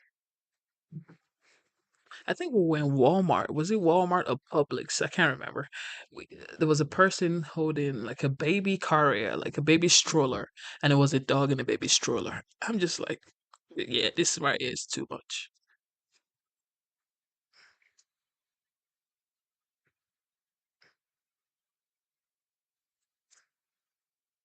Cooper says, I don't treat my dogs like they're baby. I don't treat my dogs like they're babies. I treat them as dogs, but I invest into my dogs because they serve a purpose. Shout out to Karen. Night, night, night, night, night, night, night, night,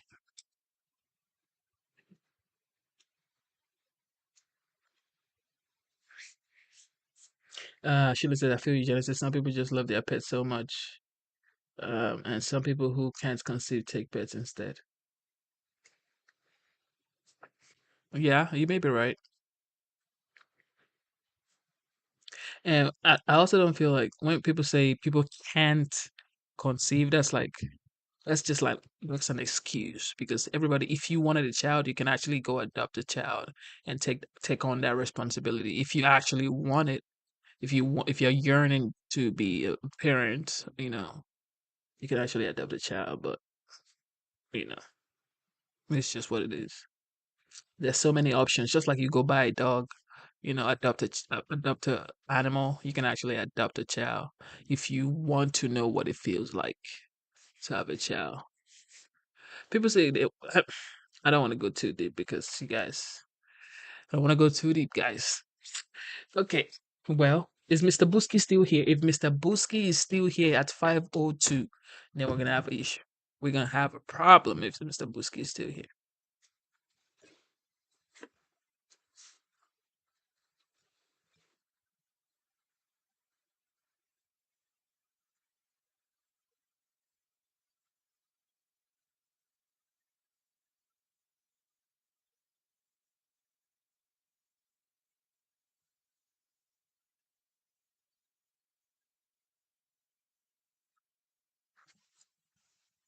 Mr. Biscuit said, "Yeah, I have a family member with an obese dog who runs their house. My dog is loved, but is treated like a dog. He's well trained by the company and keeps me in shape. Shout out to Mr. Busky's dog." Cooper says, "Like me, I don't let dog lick my face and no dog on my bed." Shout out to the Barbados mama right there. Shirley says, "Yeah, Here in Holland, they do the same with those strollers. I can understand when elders people use them. Mr. Biscuit said, "Lol, I know. I said not until 5 earlier. But here we are. Yeah, okay, I'm gonna let y'all go. Okay, it's currently past 5. All right. Thank you for tuning into the live stream. You know what time it is. I think we should do this more often. We should talk about like the regular stuff instead of just talking about politics every single time. This was fun. This was really fun. And we could actually do like a poll on things we should talk about. I think that would be fun to do. And yeah. All right. With that being said, instead of looking for perfection, seek for consistency. Never give up on yourself, never give up on your dreams, never give up on God. Believe in yourself, believe in your dreams, believe in God. Okay. Thank you, thank you, thank you, thank you, thank you. Thank you to the Barbados, Cooper, and shout out to the Netherlands, Shuli, and shout out to Mr. Busky. And yeah, I actually enjoyed it too. It's just, I mean, this is fun. Like my goal, and I've said it before, but my goal is actually to stream IRL, like in real live streams. I don't want to stream, the news every single time. I really want to stream real life stuff, like real life stuff. I know I'm gonna grow to that level, but for now, I just want to keep it going because I don't want to stop and wait till I can actually stream real life stuff. Then I'm like waiting for no, no, no, no, no, no, no.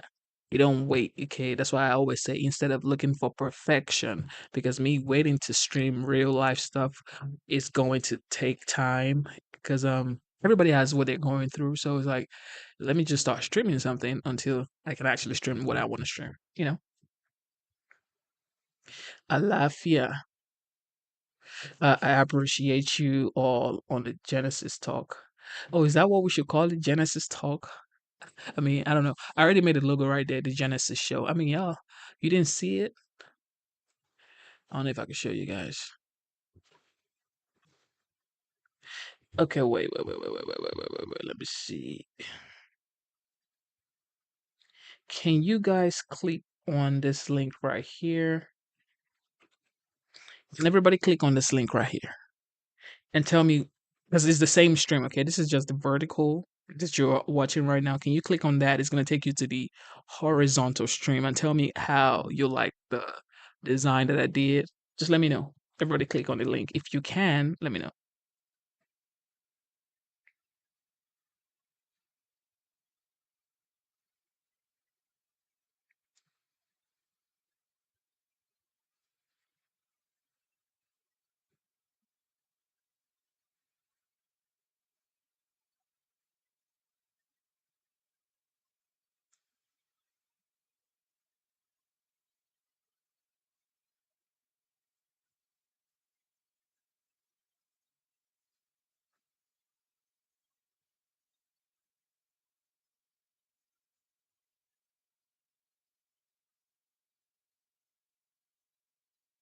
Oh yeah. This is my IG.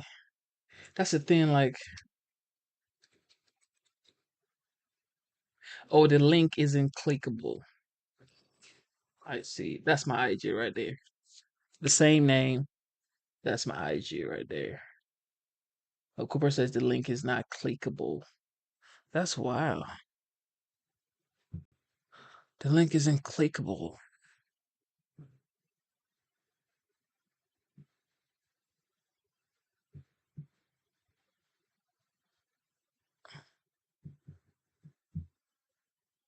That's wild.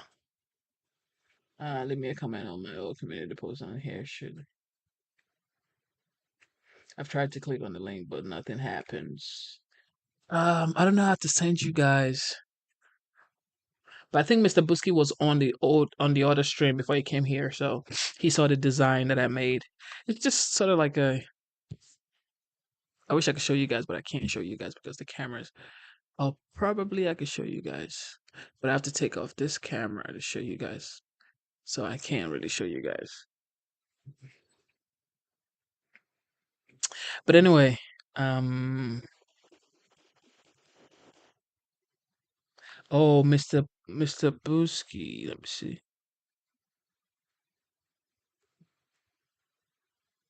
Oh, Mr. Busky, that's your channel link right there.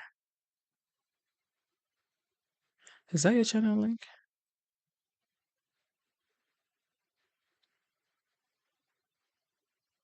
Yeah, because I'm doing it from my computer. Let me see.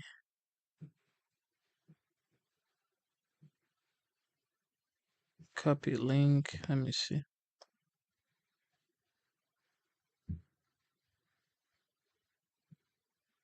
Let me see.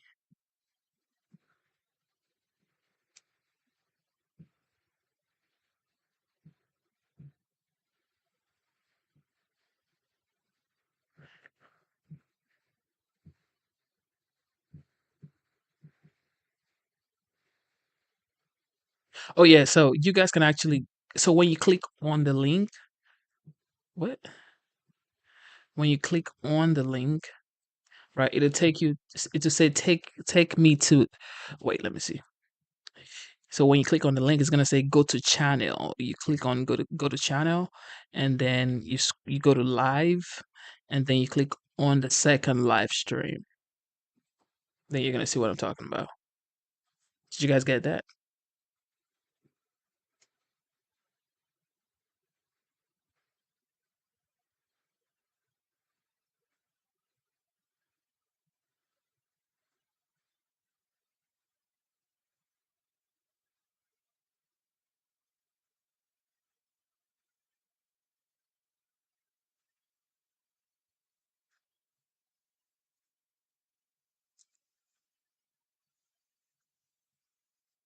I just want you guys to see if this is a nice whatever settings to stream on.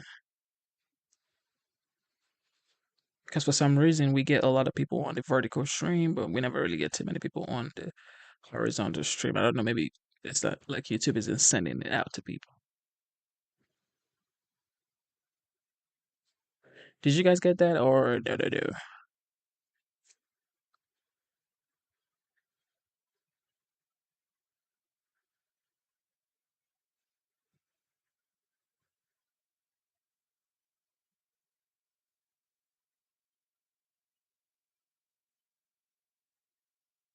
Oh, Mr. Cooper. Mr. Cooper said, classic Mr. Cooper. Oh, Mr. Busky. Bro, I am gone. So, all right. Shout out to everybody tuning in. God bless you. God bless you. God bless you. All right. I am signing out. You guys are the best. I can see you guys next time. I'm gonna go over to Cooper's YouTube. Shout out to everybody. Okay, go over to Cooper's YouTube. All right, love you guys. You guys have a wonderful night. Shirley says you've gained a new sub in me, Genesis. God bless you, Shirley. God bless you. God bless you. And we are live every day, Shirley. So tune in every day. Tune in, tune in, tune in. We're gonna be live here in the morning too.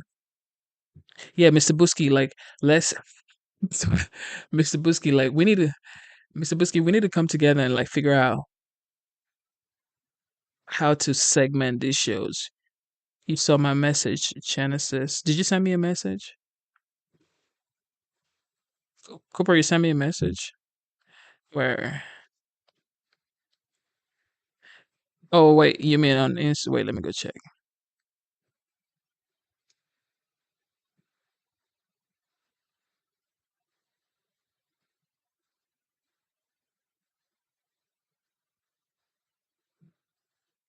Where did you send a message, Cooper?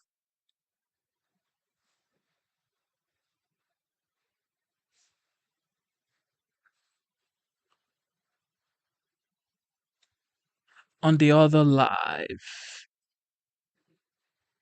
Oh yeah. Shout out to Cooper, man.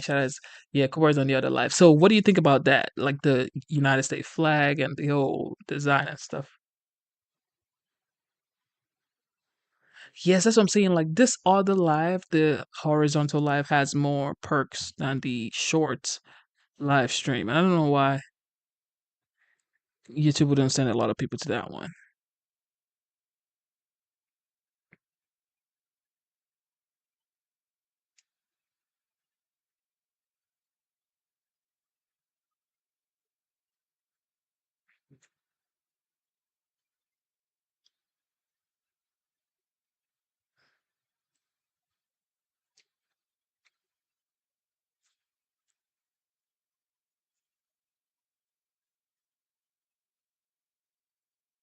But anyway, I'm just gonna keep streaming horizontal and vertical until probably I build up the vertical or the horizontal stream. And shout out to Mobius Quadron says yum. Yeah, I don't even know how we got here to Egusi soup, but we're here. Anyway, you guys have a wonderful night. God bless you. God bless you. God bless you. Cooper says it looks nice to me. All right, shout out to Cooper. And okay, we are going to be signing out. Yeah, Mr. Busky, we're gonna have to talk about it. And yeah, Cooper too. We like the moderators. We need to come together and talk about something interesting to stream in real life for people to watch. You know, and then yeah, we're gonna talk about it. Okay, we're gonna talk about it because now we're monetized, so we need to like get it going. We need to get it going.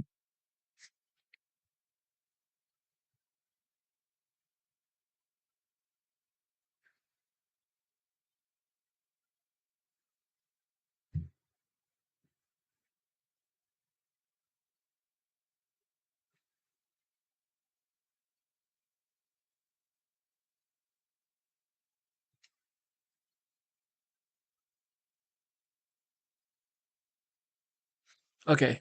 You guys have a wonderful night. God bless you. God bless you. God bless you. Also, if you have any ideas, just put it in the comments of the video, okay? Cooper, if you have any ideas, or Mr. Busky, if you have any ideas, just put it in the comments, okay? I'm gonna read it because there's no way like we can actually text. So just put it in the comment section of this video.